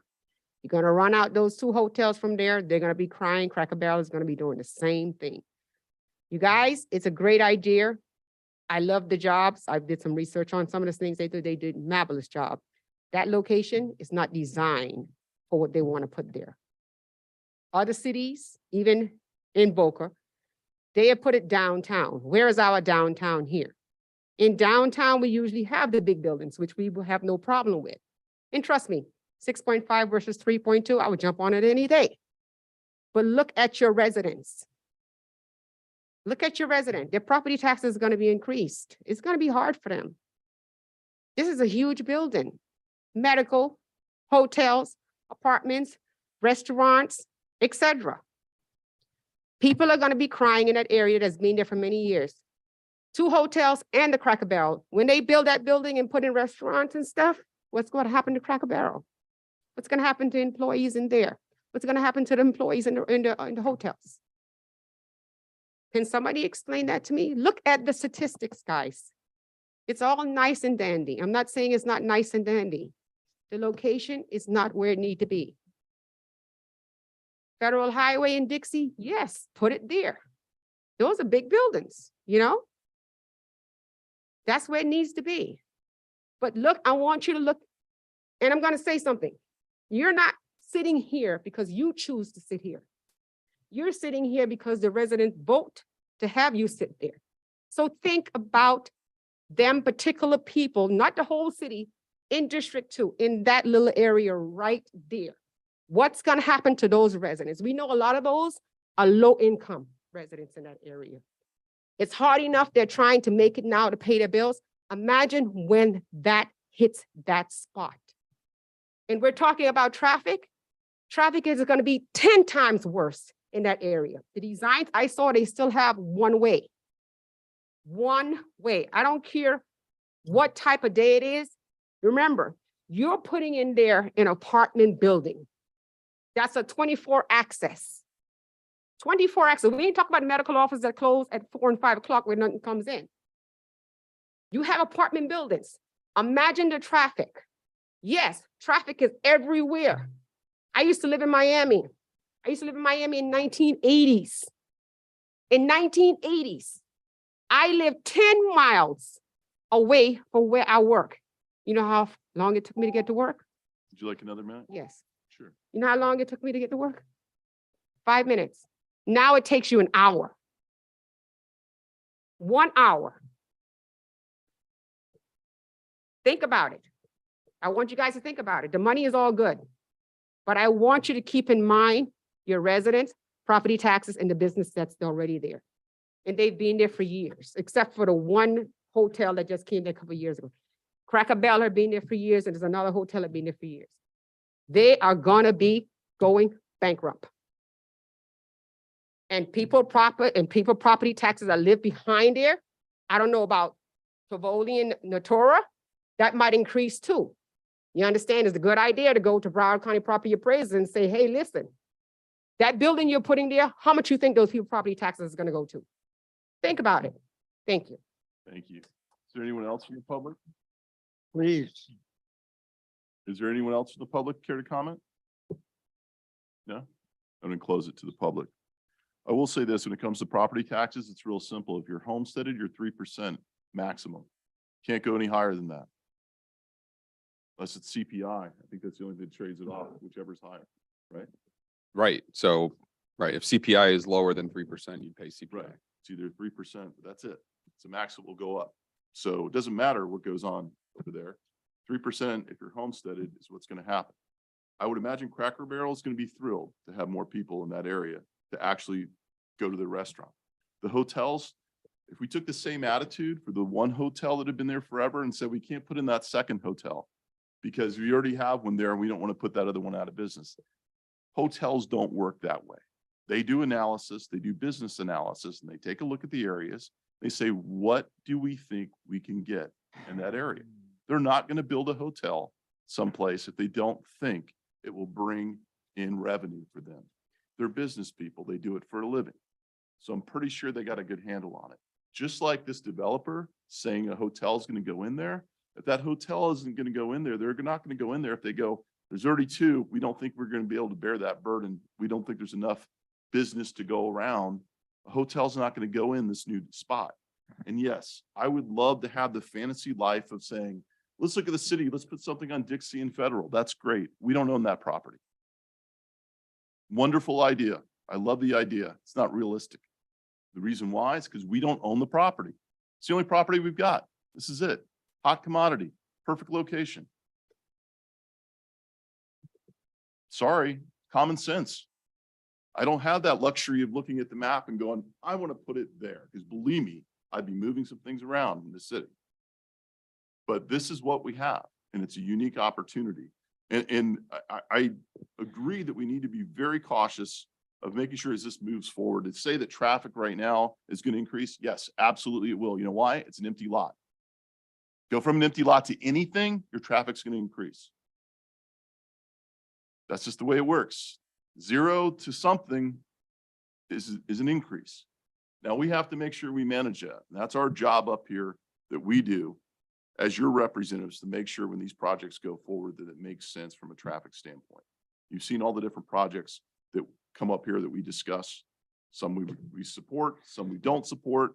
If it's common sense and it doesn't work. Look at what we did several years back, the Dixie Highway project was trying to come in that would have shut down blocks and neighborhoods and cut off access points and added 1,500 people in an area that certainly couldn't handle it. We shot that down. Didn't make sense. The same opportunity is going to happen in this area here. This is going to do nothing but bolster the area, in my opinion. And it is a unique opportunity that I think we should take advantage of. Mr. City Attorney, can you answer the question as far as the rights and representations at NBA to be able to pass that on? Sure.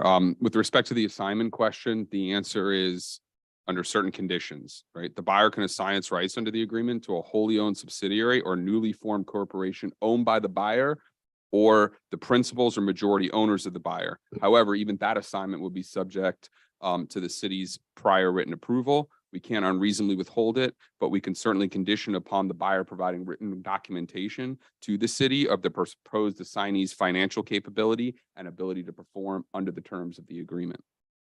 With respect to the representations on set aside. So normally when I think of set asides, it's usually a city or a governmental entity that is actually procuring or building something, and they set aside a certain portion of the project or a certain trade within that project for certain participation, either women, minorities, et cetera. In this case, the city would not be purchasing that, but it's my understanding they included those representations in their proposal. The buyer's representatives have represented to us and made a commitment that they're going to be using it. I would defer to them to speak to specific plans that they can have, and they can elaborate on that. And I suspect that will be a conversation between the city and the buyer when we get to the development agreement and otherwise a little further down the road, presuming this is approved on March 14th. Thank you. I will say this, it's a little bit different situation than when we built the Dixie Highway flyover. Government came in, we got government money to do that back 2008, 2009, I think it was. And they said, well, it's going to be local businesses that are going to have the opportunity for the contracting on that. Well, in the federal government's mind, local businesses means all of Florida. Doesn't mean here. So I think it actually went to somebody up in the panhandle somewhere. I think that actually did that. So this is a different situation. You have a little more controls, but when it was federal dollars, it was a little different. So there have been false promises or misleading promises in the past where you go, not exactly what I remember it's supposed to happen, but that's part of the reason why. This is a different situation though. Commissioner Preston? Thank you, Mayor. But the comments that Pastor Griff made is spot on, because unless, even though you may not be talking about a federal project, you have to make sure that those that are in your community that need some help, that needs opportunities given to them as business people, that there has to be a special consideration to be able to involve them in the process from the business, in that business model. And if you don't do so, that means that they are excluded. I hope that does not take place. But this commission has done an exceptional job in doing this.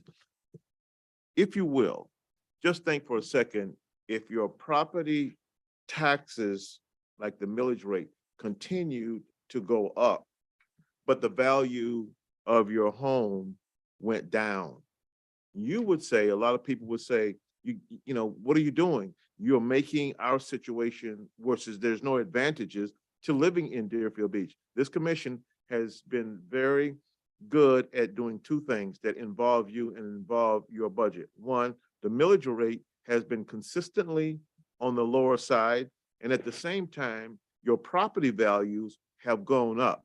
That's a win for the residents in the city of Deerfield Beach. That's a win. So that's important when we say, how the process worked. When they built the Cracker Barrel and that hotel, a lot of the arguments that was brought up tonight, some of that was said too. This big hotel right next to a residential neighborhood will drive the people out. It did not, and this will not. Is it growth? It is growth. It is growth. But your taxes are capped at 3% if you're homesteaded. And so there's a lot of advantages to having a program like that. And as the mayor said, we don't have the luxury of saying, hey, let's take that program because it would work somewhere else and just say, put it there. You don't own the land. We own the land here. Would you rather the land sit there vacant for $1 a year, for $1 a year? That's it. That's what we were getting. It wasn't serving the residents, certainly wasn't serving the residents of District 2. $1. By the time we split up the money between us, everybody couldn't even get an equal share of the dollar. So This is something that is a benefit to our city and to the community. I really believe that there's an opportunity to see Mayo Howard Park really upgraded. And that's important. That's important. A lot of people don't know the history, and I'll spare you right now, but Mayo Howard was a very, very important person in the city of Deerfield Beach. He was the first Black officer in the city of Deerfield Beach. We can do much better with that park over there in commemoration to someone who significantly served this community. But where's the money going to come from? There's an opportunity here for the sale of $6.5 million. Then additionally, another 7.5. It's a win-win. It's a win-win. Thank you, Commissioner Preston. I think we're looking for a motion at this point. I had my light on. I'm sorry. Did I turn it off? by Are you making accident? a motion? Should we make a No, motion I'll to make a move this forward? motion when I finish. I want to make a comment. Number one, I worked for a major hotel in New York for years in the food and beverage department. When I looked to hire cooks, waiters, bartenders, restaurant managers, I had two that were equal. One lived out in Long Island, far. The other lived 10 blocks from my hotel. Which one do you think I hired? The local man. They were equal talent, but it was easier in an emergency for me to call a guy that lived a few blocks away. If a restaurant manager didn't show up, I could call him and he could come in. He's 4 blocks against 3 hours on the Long Island Expressway. So as far as hiring locals, there are many jobs in building this thing that we have enough talent in District 2, District 1, District 3 to supply a lot of workers. And smart business people hire locals because they show up. They're not coming from Miami. They're not coming from Orlando to ride down. That's one. Two, what guarantee do you have that a hotel like a Marriott, which this will be in the same price category as the 2 hotels across the street? Let's take New York. I could go to a motel on Queens Boulevard in Queens for $80 a night. I could go to the hotel that I worked at, take the presidential suite for $5,000 a night. One has nothing to do with the other. A Marriott is not a local hotel. Local hotels deal with salesmen. They don't have a luxury. Marriott, I'm sure, will have swimming pools, shuttles to the beach, shuttles to the airport, that little hotels do not. Little hotels service people that are looking for economy, not luxury. So we're talking apples and bananas here. That's one. Two, that street's going to be 4 lanes, not 2. That's in the works. That has nothing to do with the project. It's been slated for 4 lanes and will be. Will that be able to handle the traffic? Maybe. Because if it isn't, the project won't be approved as it's planned. It'll have to be cut down. Again, they do traffic studies before they approve it. They do schooling. Will those local schools handle the influx of people that are going to be living in the apartment? They do all of these things before the shovel goes into the ground. They protect the neighborhood because there are rules. How do I know this? I sit on the Broward County Planning Council. I have approved and I have disapproved of many projects throughout the county based on the reports we get of whether or not they complied with the necessary amount of traffic control, public transportation, sewers, water, schools, and everything like it. So you're kind of being negative before anything's done. If all of those things are met and it won't hurt the neighborhood, you're going to have 4 lanes instead of 2, should be able to handle the traffic. If not, they won't approve it. Schools, Deerfield Beach has been undermanned I don't mean as far as teachers are concerned, but underutilized as a whole. 3, having a luxury hotel on that's viewable from the highway and knowing how smart Marriott is with shuttles to the airport and the beach, so people won't have their cars there, makes to me a lot of sense. I don't know of a major hotel in South Florida that doesn't do that. Major. I'm not talking about a little hotel. So all of these things will come to place. And with that, I make a motion for this commission to approve this item. Second. We have a motion from Commissioner Preston, or excuse me, Parnas, second by Commissioner Preston. We have roll call, please. Commissioner Drosky, Yes. Commissioner Parnas, Yes. Commissioner Preston, Yes. Vice Mayor Hudak, Yes. Mayor Gans. Yes.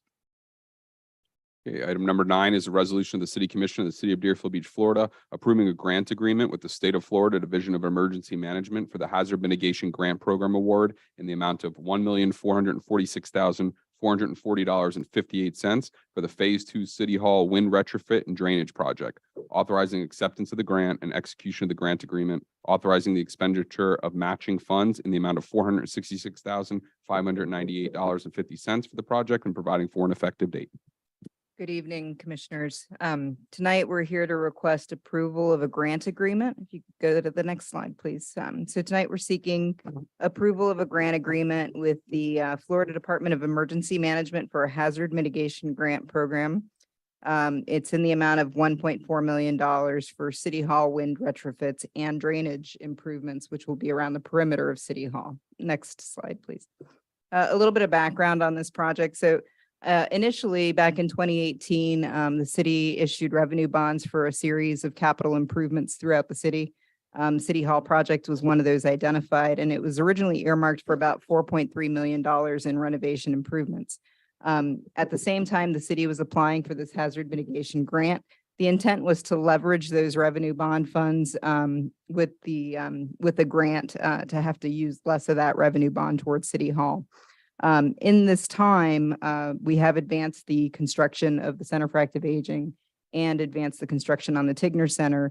And we've identified some changes to those buildings and have basically taken from City Hall to fund the changes that have occurred for the Center for Active Aging. Center for Active Aging, for example, we increased the size of the childcare facility there to accommodate a tenant, the Bezos Academy, that will be providing tuition-free education for local students. And at the Tigner Center, we increased the size of the Johnny L. Tigner Center in response to the public request for a larger banquet space. And so those funds were taken from the City Hall original appropriation. In fiscal year 2019, we were notified that we were awarded the hazard mitigation grant funds for the first phase of the project. That would be the design of the City Hall retrofit project. Next slide, please.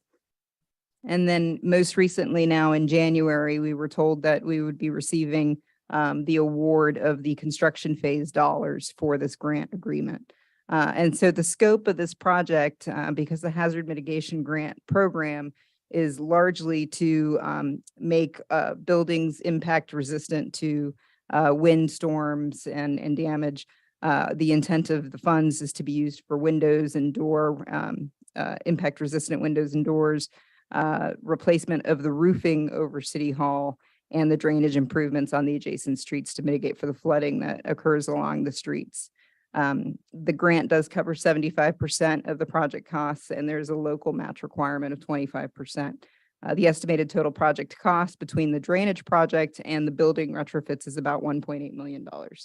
Next slide, please.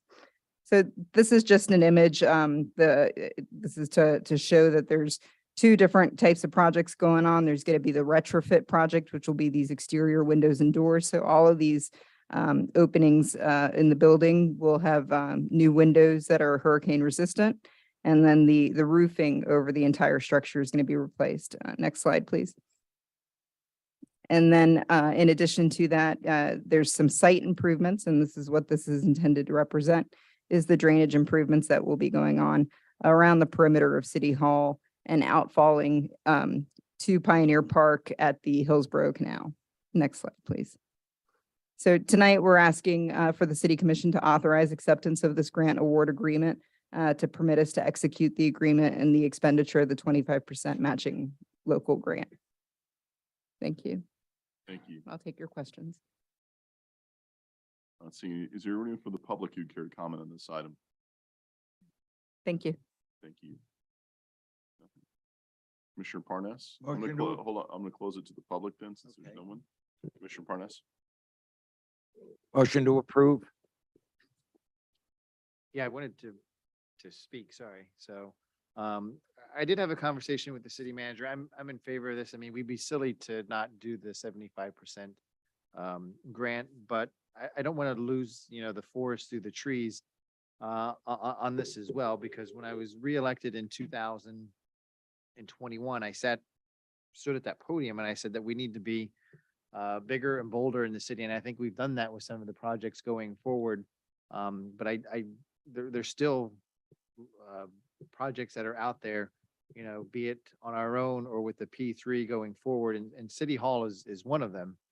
We have City Hall, we have the police station next door, we have Pioneer Park, we have, the potential of the coastal railway with the station here in Deerfield Beach. So I don't want to throw a lot of money into retrofitting City Hall when I think there's a bigger end plan for this, area. Someone earlier spoke about a downtown. Well, this could be our downtown. And that should be our vision. And that should be our vision going forward, is to putting that in place. I mean, government is so painstakingly slow. I mean, I stood there 2 years ago and we're no further along 2 years later than we were 2 years ago. And it's so frustrating to me. It's horribly frustrating. And I understand, pardon me, I understand there's reasons for it. But the reasons are just wearing thin with me, to be honest with you. So I'm in favor of it. We can't give up the 75%, but we have to be more diligent with the plan. I understand there's a master plan coming, in future commission meetings down the road that will help move the needle along, but we just need to keep that foot on the proverbial gas going forward.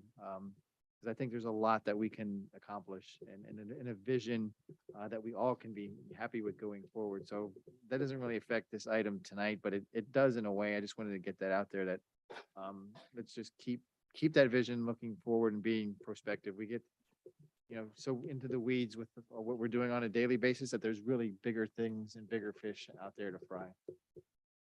Thank you. Thank you. With that, I'll second the motion. All right, we have a motion from Commissioner Parnas, second by Commissioner Drosky. We have roll call, please. Commissioner Drosky, Yes. Commissioner Parnas. Yes. Commissioner Preston, Yes. Vice Mayor Hudak. Yes. Mayor Gans. Yes. Item number 10 is a resolution of the City Commission of the City of Deerfield Beach, Florida, supporting the development of a Vision Zero action plan to eliminate traffic-related fatalities within the city and providing for an effective date.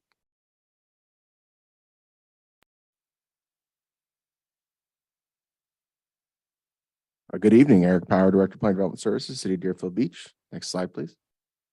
So everyone here on the dais is familiar with the fact that we are a complete streets community. We were the first city in Broward County to adopt a complete streets master plan. I'm here tonight to discuss with you what is sort of the version 2.0 of complete streets, which is referred to as Vision Zero, and in some circles, Safe Streets for All. What is Vision Zero and why is it a little bit different? So what Vision Zero does is Vision Zero focuses on particular types of accidents that may occur during the daytime, the evening, an accident that's on Powerline in Hillsborough at 9 a.m. in the morning on a Monday could be different than an accident that's at 2 a.m. on a Saturday. There might be two accidents at that intersection, but it might be for different reasons. And it's about looking at that data and trying to determine if there are what's called a quick build project, which is a simple solution that might not cost a lot of money, or a very large solution that might cost millions and millions of dollars. And we're looking to try to take some of that data to create this master plan in order to be able to apply for some additional grants and some additional opportunities that really could change some of the ways the traffic works in the city. If you go to the next slide, I just want to show as an example, this is data that has been provided for the last 5 years. And you can see that there have been unfortunate, fatalities in the city that I know most of us are aware of. We've talked about this multiple times. But the amount of actual crashes that occurs, when this data came to me, I had to stop and ask if this is accurate. This is approximately 8 to 9 crashes per day over the last 5 years. You can see a small dip during COVID, but essentially there are about 8 crashes per day in the city of Deerfield Beach. Not all of them are serious, but that's a lot. And unfortunately, the amount of fatalities that we have in the city of Deerfield Beach. And Vision Zero, which of course is a goal that cannot be obtained, which is, 0 fatalities, is again a goal. And how do we try to reach to that point? So if you go to the next slide, please. So how does it work and what would be the point? So the first thing we're going to do is we're going to create what's called a high injury crash network map, which would pinpoint all of the accidents that have occurred over the last 5 years with specific data to potentially to why they've occurred. Was it someone not paying attention? Someone moved out of their lane? Was it, they sped through a light? All those different types of scenarios that would occur. And we would evaluate where the intensity of those accidents occur. And then the city would try to evaluate how we could correct them. That from there, we would create what's called the Vision Zero action plan. The action plan would then discuss whether or not there are short-term or long-term solutions. If there are long-term solutions that we're looking for, we have some opportunities to obtain dollars that were not previously available to local governments. If you go to the next slide. And so essentially, at this moment, there are about 200 municipalities nationwide that actually already have a Vision Zero guideline, and less than that have what are actually called a Vision Zero community. That number is rapidly increasing because the dollars that are coming from the federal government to adopt Vision Zero and Safe Streets for All, and to be able to apply for these grants. Just last December, Boca Raton applied for Vision Zero. And while Fort Lauderdale is the only city in Broward County that currently has a Vision Zero master plan, at least a half dozen other cities are also looking to do Vision Zero. So we want to be ahead of that curve. We want to be in the loop, the ability to apply for these opportunities that are going to become from the federal, from the state, and hopefully very soon from the MPO. Broward MPO, as most of you have probably heard, just received $5 million from the US DOT to actually create a safe plan for all. And we want to align ourselves with that particular plan. So we really would be first in line for any grant opportunities. Last year, US DOT created a pilot program called a pairing program, where they were pairing municipalities who do not have Vision Zero with municipalities that did have Vision Zero. MPO was one of the first cities in that pilot program that was part of that. This year is the first year that they have offered that. And the city of Deerfield Beach is one of 13 cities in the entire country that was awarded this particular opportunity. So we are in part of a 2-year program right now. We're paired with another city, Daly City, California, where we will go through the process of trying to create the Vision Zero master plan and action plan over the course of the next 2 years. I'd like to create it faster than that, but as Commissioner Drosky just recently said, sometimes government takes a while. So, but that is what our goal is. That's what we're trying to do. And we're hoping that this is something that can improve the city of Deerfield Beach and improve the traffic networks. And I think that was it. Yes, any questions? Yeah. Yes. Hold on, Vice Mayor Hudak first. Okay, fine. I'll just leave my line. Wait. I appreciate it, Mr. Mayor. Yes, as Mr. Drosky just said, government takes forever.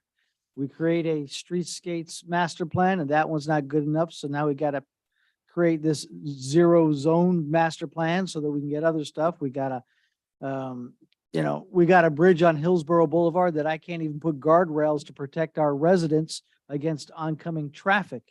And I understand the foresight and the planning and all of that, but it is frustrating that it's every other master plan. And then after we complete that master plan, well, that one's not good enough. Now we need a different master plan. And it is just very, very frustrating at how slow government moves. I know this is a great project, but I'm a little cranky, so I got to say that. Thank you, Commissioner Parnas. Yeah, I had a police report about a problem on Green Road in our city, nice city, about how many accidents, how many tickets were given out last year. Problem is this. Nobody lives west of power line for quite a while on Green Road. At night, when they're doing 60 past waste management and the light is green on power line, the next light is Military Trail. There are over 100 houses between power line and Military Trail that have to back out of their driveway. I've been fighting for a light for 6 years. You want to make it safer? These people need a traffic light somewhere in the middle, especially by 18th Avenue. If you ride it at night, I'll tell you how dangerous it is. When you leave power line and you get to 18th Avenue, you can only see the avenue for about 60 feet because there's a curve. Somebody doing 50 at night, coming around that curve, somebody trying to make a left turn on 18th Avenue, boom. People are hurt. In Broward County so far, and I now have a commissioner trying to help us, not interested in putting a light on Green Road. What can we do to help these people? I think that's a separate argument, Commissioner. I don't know. We're talking about safety here. So what this particular plan would do is it would identify accidents that are within Deerfield Beach. And if there's sufficient number of accidents that occur in that particular area, then it would warrant the city to say that this is a street that we need to focus on. And instead of trying to do improvements to the entirety of the city, we're going to focus on the areas where the most accidents occur most often. I'm looking for the numbers right now. I'll get them to you. Thank you. Okay, how many tickets, how many speeding tickets, how many accidents been on Green Road for the year 2022 between power line and Military only? Not the rest of the city.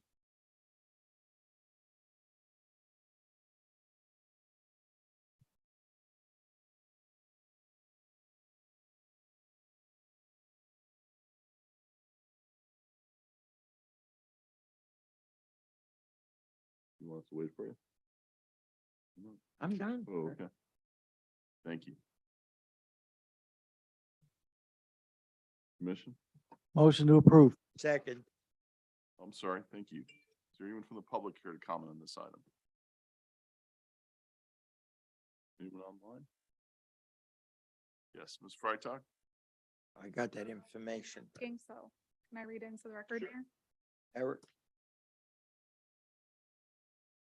It would be nice for members of city staff to hop on bicycles and ride around the city. Ride from Deer Creek to the beach.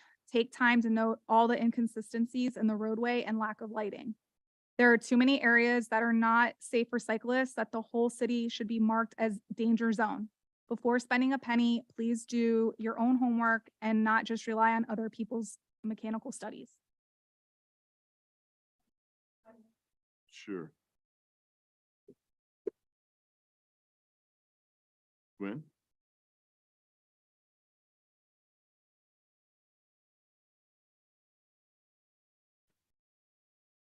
Mayor? Yes, ma'am, go right ahead. Oh, thank you. Good evening, Mayor and Commissioners. I was listening to Vice Mayor Hudak, and I understand exactly what you're saying, Vice Mayor. The fact that we have all of these studies and plans, and if it isn't a city-owned street, that somebody else owns the street, the county owns the road, we run into all of these problems. So although this vision planning may be a good idea, for some time now, we've been trying to get traffic lights and crossings and on different roadways, and we have not been able to do it. So I just don't want to see us putting something down on paper and hoping that, we're going to get it through. I really would like to know exactly after this vision planning, is there to be another vision planning? Because that's what seems to be happening. We do one kind of a planning for things that we need as far as our roadways are concerned. And before you know it, they're asking us to do another type of planning. So I'm hoping that this goes through. Thank you. Thank you. Anyone else from the public? I don't see anyone. Is there anyone else online? Can we close it to the public? I have those statistics. Yes, go right ahead, Commissioner Parnas. I have those statistics from the police chief. Between Powerline and military in 2022, 30 crashes, 537 citations. On one block, going from Powerline to military. They need help.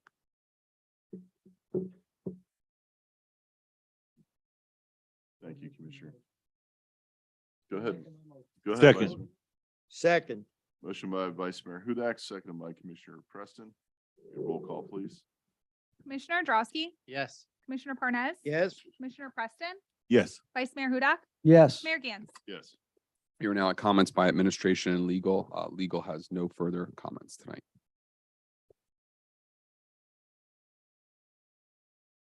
Good evening, Mayor, City Commission. I do have a few comments, but I'd actually like to defer to staff on some of these. If I could have the Director of Public Safety, Rodney Bremlow, come up and talk about an incident that occurred today. And I wanted him to bring it up because it just is a reflection of the partnership that we have with BSO and the collaboration that occurred with public safety and emergency management on this incident today. So most of you know, on the dais at least, that we had a pretty significant incident that occurred this morning just before 7:30 is when it started. It actually lasted over 5 hours from start to finish for our staff that was included. One of our ALFs, assisted living facilities that also does memory care, had a fire, a pretty major fire this morning. And everything at the ALF worked great. The sprinklers came on as they were supposed to do so. The alarms activated as they were supposed to do so. The staff at the ALF did their part.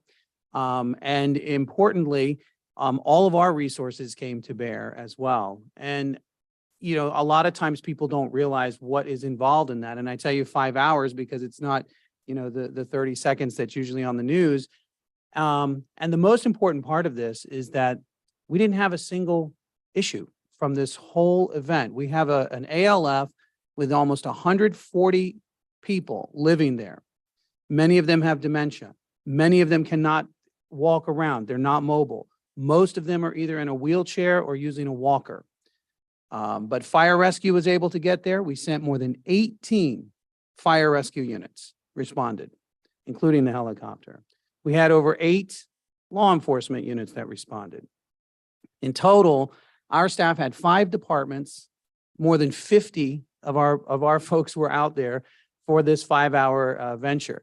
But because we have been practicing these things, we've been working on the coordination, our emergency manager was out there, everything went as smoothly as possible, including locking the facility down, which is what we had to do until fire rescue could ensure the safety of the folks in the area, then moving them to a triage area, then evacuating them, then having other staff bring buses and transportation so that we could get these folks to another safe facility in Boynton Beach. There was a lot of logistical gears that had to work.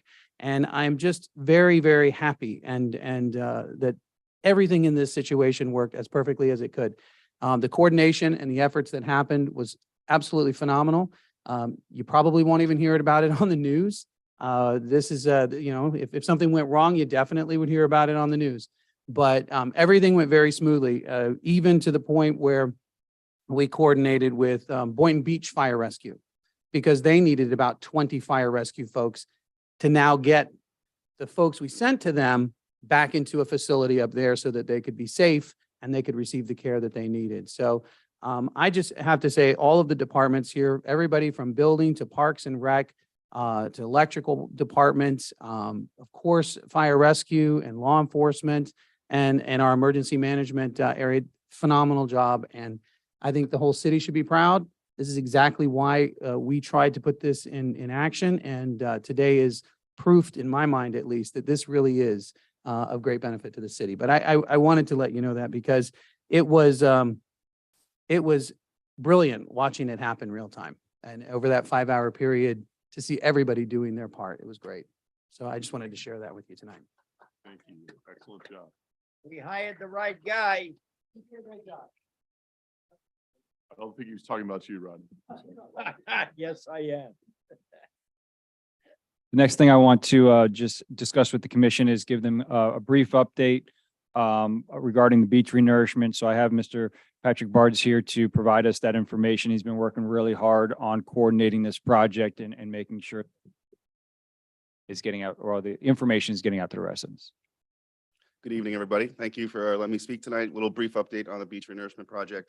As some of our residents may have noticed, some of the staging area has started to mobilize at the north border of our city. There has been some construction mats placed on the beach so heavy equipment can drive on the beach. Soon piping will come in.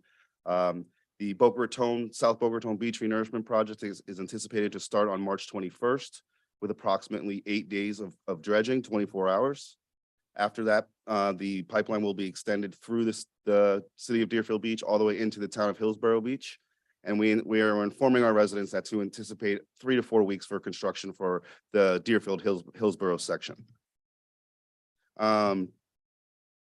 Staff from the Public Affairs and Marketing and myself, we are working on website development as well as putting out some yard signs along the beach that will have a QR code so our residents and our guests can scan it. It'll direct you to our website and will provide all information regarding the project and timelines, and also a way to contact me if they have any further questions. We're going to be putting out a lot of social media on all of our social media platforms. I've reached out to some condos and some businesses along the beach, and I will continue to do that to further educate them, and so they can have know what to expect during this whole month of April, which is a very busy time on our beach, as we all know. I have been getting a lot of inquiries around regarding sea turtles. So sea turtle season started on March 1st. We have state and federal permits that allow us to construct through the end of April because our large population of sea turtles that nest on our beach are loggerhead and green species of turtles, and they don't typically nest until May or June, and then they incubate for 2 months and then they hatch around September. So we do have very strict state and federal permitting guidelines that we have to adhere to for the protection of sea turtles. We will have nightly monitoring. If a leatherback nests in the project area, that triggers a nighttime survey. We have every morning, we will have morning surveys from Broward County and Nova Southeastern. They will give us an all clear for the project, and then the project will then resume, according to schedule. This is a 24/7 operation. So, residents can expect, backing up lights and noises and stuff like that, but, we will keep that sound to a minimum. The project will, like I said, will last approximately 3 to 4 weeks, and then they will retreat the pipeline back to the city of Boca Raton and continue to demobilization. And I can accept any questions if you guys have anything. Thank you very much, Patrick. Appreciate it. And Want to reiterate, because a lot of residents are asking, the beach will remain open during this time. There are going to be areas where you can cross over the pipe. They're building bridges and all of that so that they will have access to the beach, the water, to and from during this entire 3 to 4 week construction. Yes, and the contractor will also provide access for our beach raker to rake seaward of the pipe. So if we have any seaweed or any debris, our equipment will still operate. thank you. Lastly, just a real quick update on a legislative item that is that's being presented at the state right now. And it has to do with solid waste management. The bill, which is Senate Bill 798, is being proposed, and this is not being supported. It's being adamantly opposed, in fact, by the Florida League of Cities, and I would recommend that the city of Deerfield Beach also oppose this bill. It would prohibit a private entity from providing recycling or solid waste management services to commercial, industrial, or multifamily. It would become effective July 1st. It does not impact arrangements for recycling or solid waste services to single-family residents. So this is on the commercial side of the house. Us being a sole hauler within the city of Deerfield Beach, this would really be detrimental for us as the commercial operation is a significant revenue generator for us. So we are watching this one very closely. We will provide you some more detailed information on that. I know that several of you will be going up to Tallahassee. So as we meet with legislatures up there, I would encourage you to talk to them about this one in particular. But this could be very impactful for the city of Deerfield Beach, the solid waste operation and the fund in general. So I just wanted to bring that to your attention. Happy to discuss that in more detail with you at any time. Those are all the comments that I have for the evening. Thank you. Start with District 4. Thank you, Mayor. I'll dovetail into the city manager's comments. I didn't know he was going to make that comment tonight, but today was the first day of the opening session for 2023 for the Florida legislature. And so there's a lot of bills out there that need to be monitored as they wind their way through the process. And that kind of made me think, is how I've kind of grown into this role as commissioner, because the freshman Commissioner Drosky would have been very gung-ho to do lots of resolutions against various bills that are up there in Tallahassee. The medium, if I can use that, I guess, Commissioner Drosky would have tempered it back and basically cherry-picked the bills that, had interest to the city and only done those. And now I'm kind of leaning against resolutions altogether. And part of that is that there was a editorial in the Sun Sentinel about a county commissioner, which was making a resolution against something that the state was proposing. And their lobbyist is Ron Book, who's very well known in South Florida. And they were asking Ron Book after the fact what he thought about, in general, and specifically with this commissioner's resolution, but just in general about making resolutions against items coming out of Tallahassee.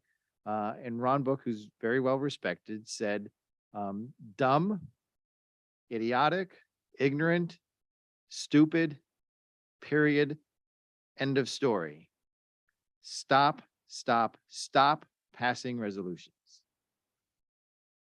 This is from Ron Book. This is his quote in the Sun Sentinel, not mine. So obviously the theme is don't poke the bear in Tallahassee, because if you want to put a target on your back, that is one way of doing it. When you're trying to ask for appropriations for other projects in your city, you're not likely to get it when you're opposing other things that are going on in Tallahassee as well. So I think the now Commissioner Drosky is in favor of these resolutions going forward.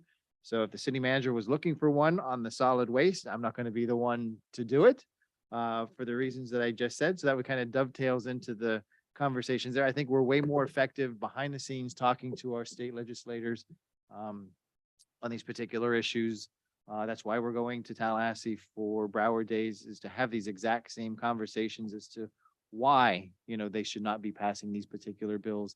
The mayor brought up a great point at a past meeting with the home in Little Harbor advertising a conference room, as part of the house. I think that's a great story to tell from Deerfield Beach against vacation rentals. So I think if we can bring those stories and explain to the legislators and be academic in our approach, I think that's a lot more efficient than passing a resolution that basically puts a target on our back. The second thing I wanted to mention tonight is just to reaffirm my support for the referendum next week, in addition to my colleagues from Districts 1 and 2, Vice Mayor Hudak and Ben Preston, respectively, that are up for re-election next week. The entire city can vote on the referendum, all districts 1, 2, 3, and 4.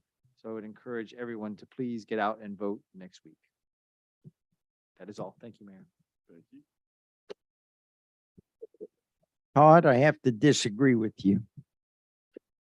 Not worried about a target on my back. I'm worried about right and wrong.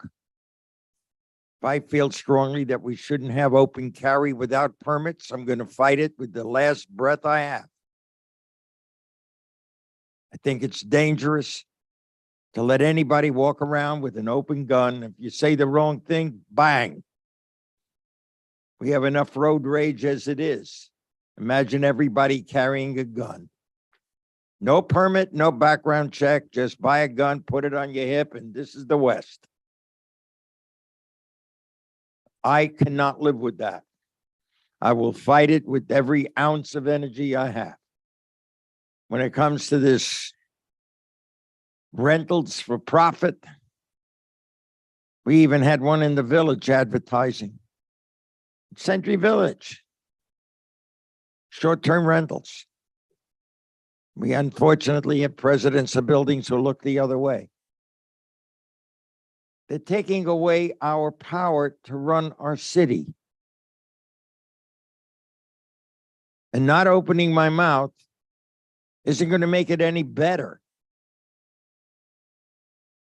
Because a lot of these things have to get solved by voters. We have to educate voters so they have a clear choice.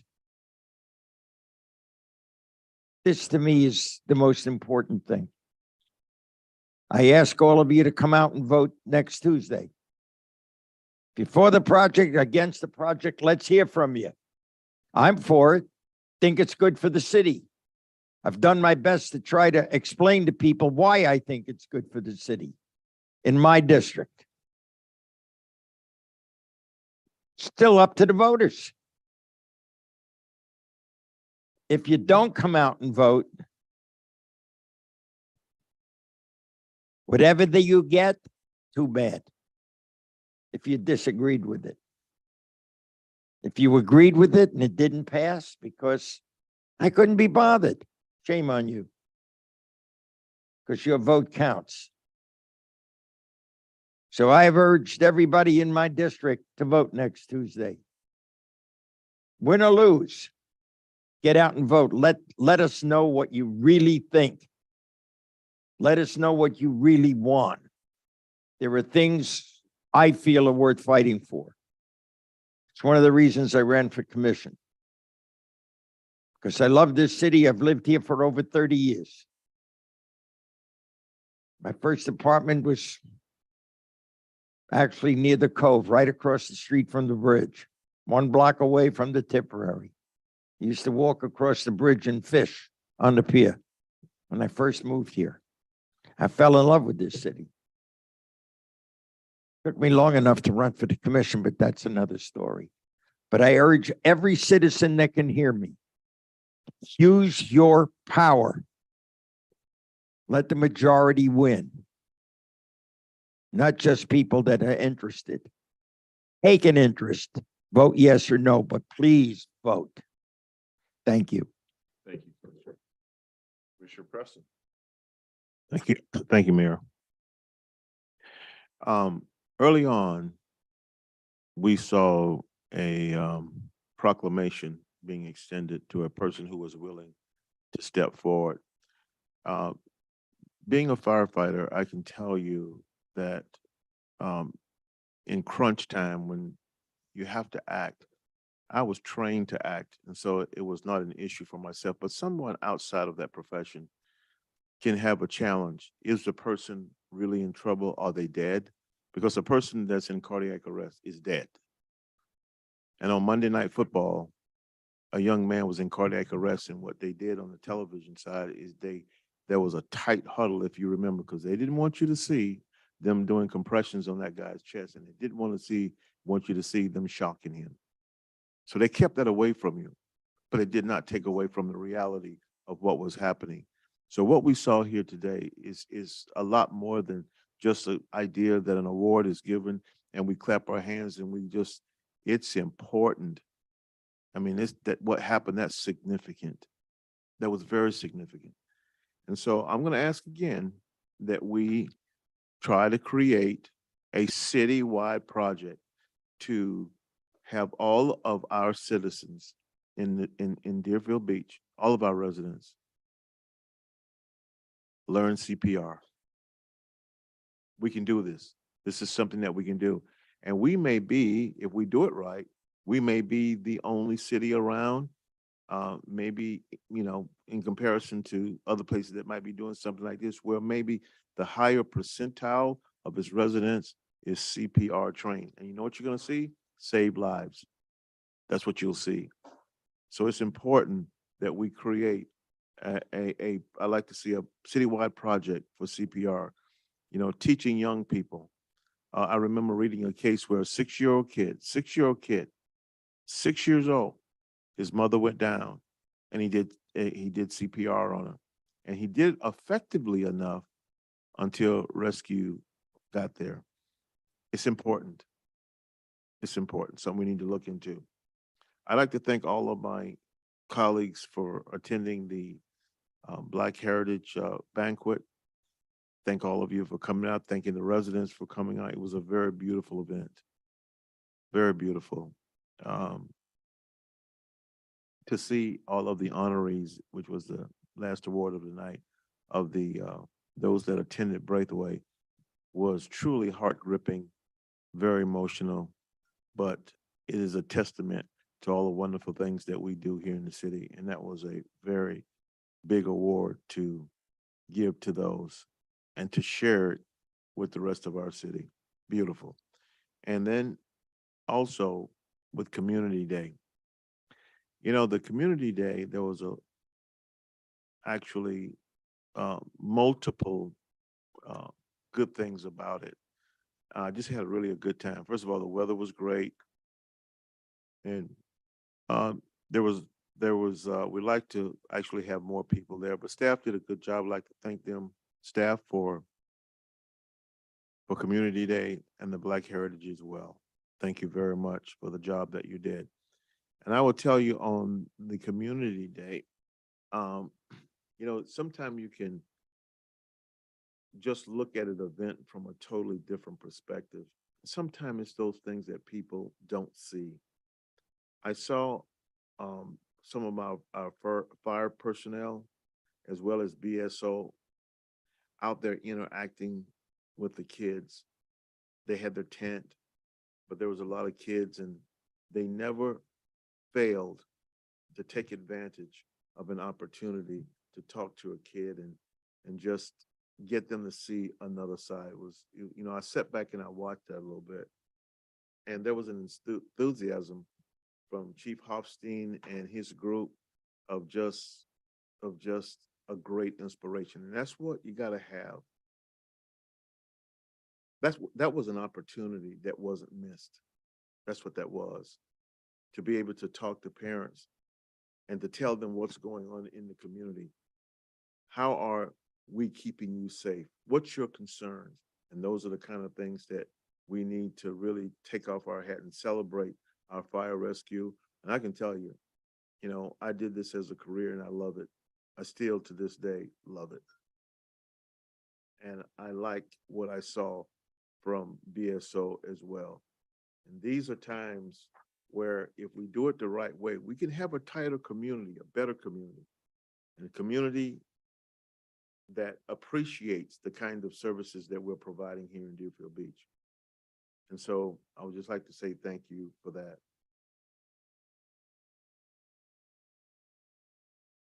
And that's it for me, Mayor.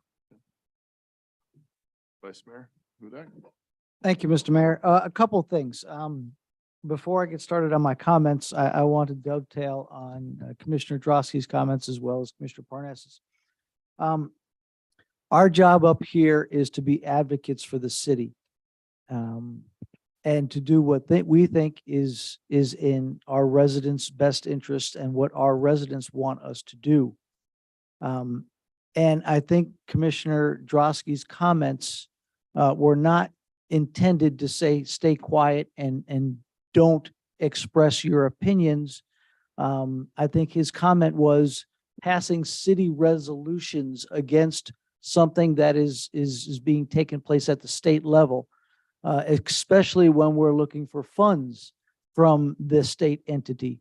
It is not, I don't believe his comments were meant to say, be quiet on our opinions, but to make sure that we, walk softly and carry a big stick. We don't have to be up here rattling the troops and, demanding this and demanding that.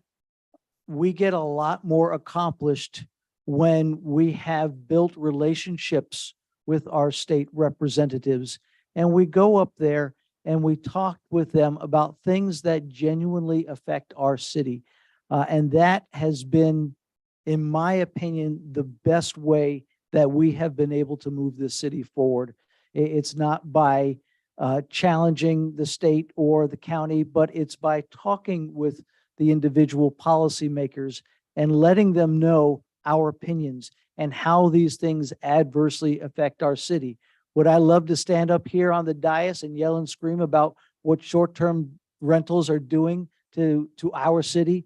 Most definitely in District 1. Yes, but that is not going to resolve the issue. How we're going to resolve the issue is what we've been talking about. Having our residents talk to the state representatives and the policymakers, by us going up to Tallahassee and speaking with them and showing how these things are adversely affecting our neighborhoods and our residents. So I just want to make sure that at least I believe that's what our Commissioner Drosky was saying, because I think it's vitally important that as a member of this dais, we continue to build those relationships with our counterparts at the county and at the state level. Everybody mentioned up here that we do have an election coming up in a week. I do encourage all of the residents to make sure you understand where your polling location is at. A lot of these have changed. District 1 over on the island, that has stayed the same at the Presbyterian Church, but over in the Cove where your polling station was the Cross County Church, it is now actually the library.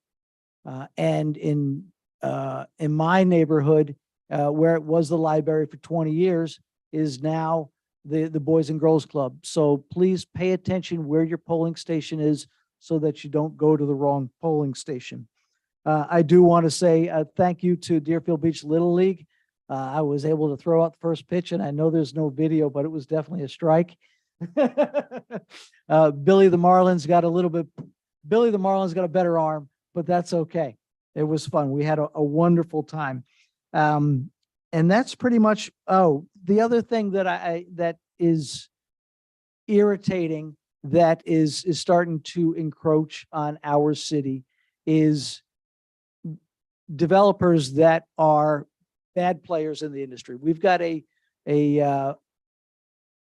house that was built on Fifth Avenue that is atrocious. And I know it went before magistrate, and I know we had city representatives there. And I know that this developer has pulled this in other cities.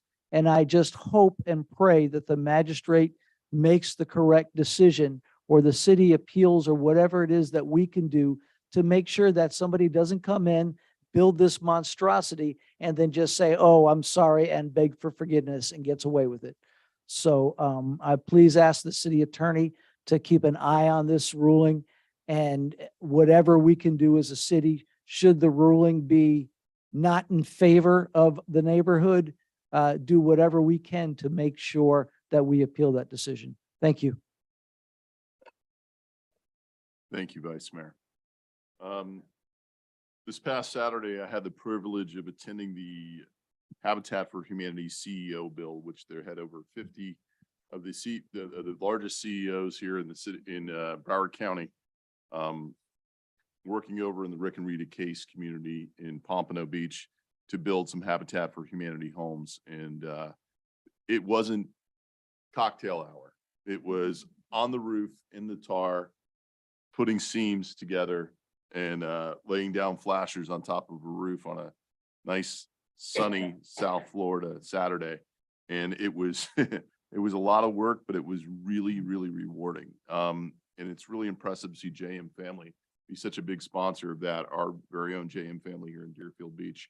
I know the plan is for Habitat for Humanity to bring some of those homes here to Deerfield Beach. I appreciate staff working with them And we will see that happen in the near future. But it was very inspiring. It took enough out of me that I couldn't attend our community day because I still smelled like tar until Sunday. So that was not I would not have been pleasant to be around. I also want to congratulate our very own DNA Labs here in the city of Deerfield Beach that was awarded a $1.5 million grant from the state of Tennessee to test their DNA testing site here in the city that's privately owned.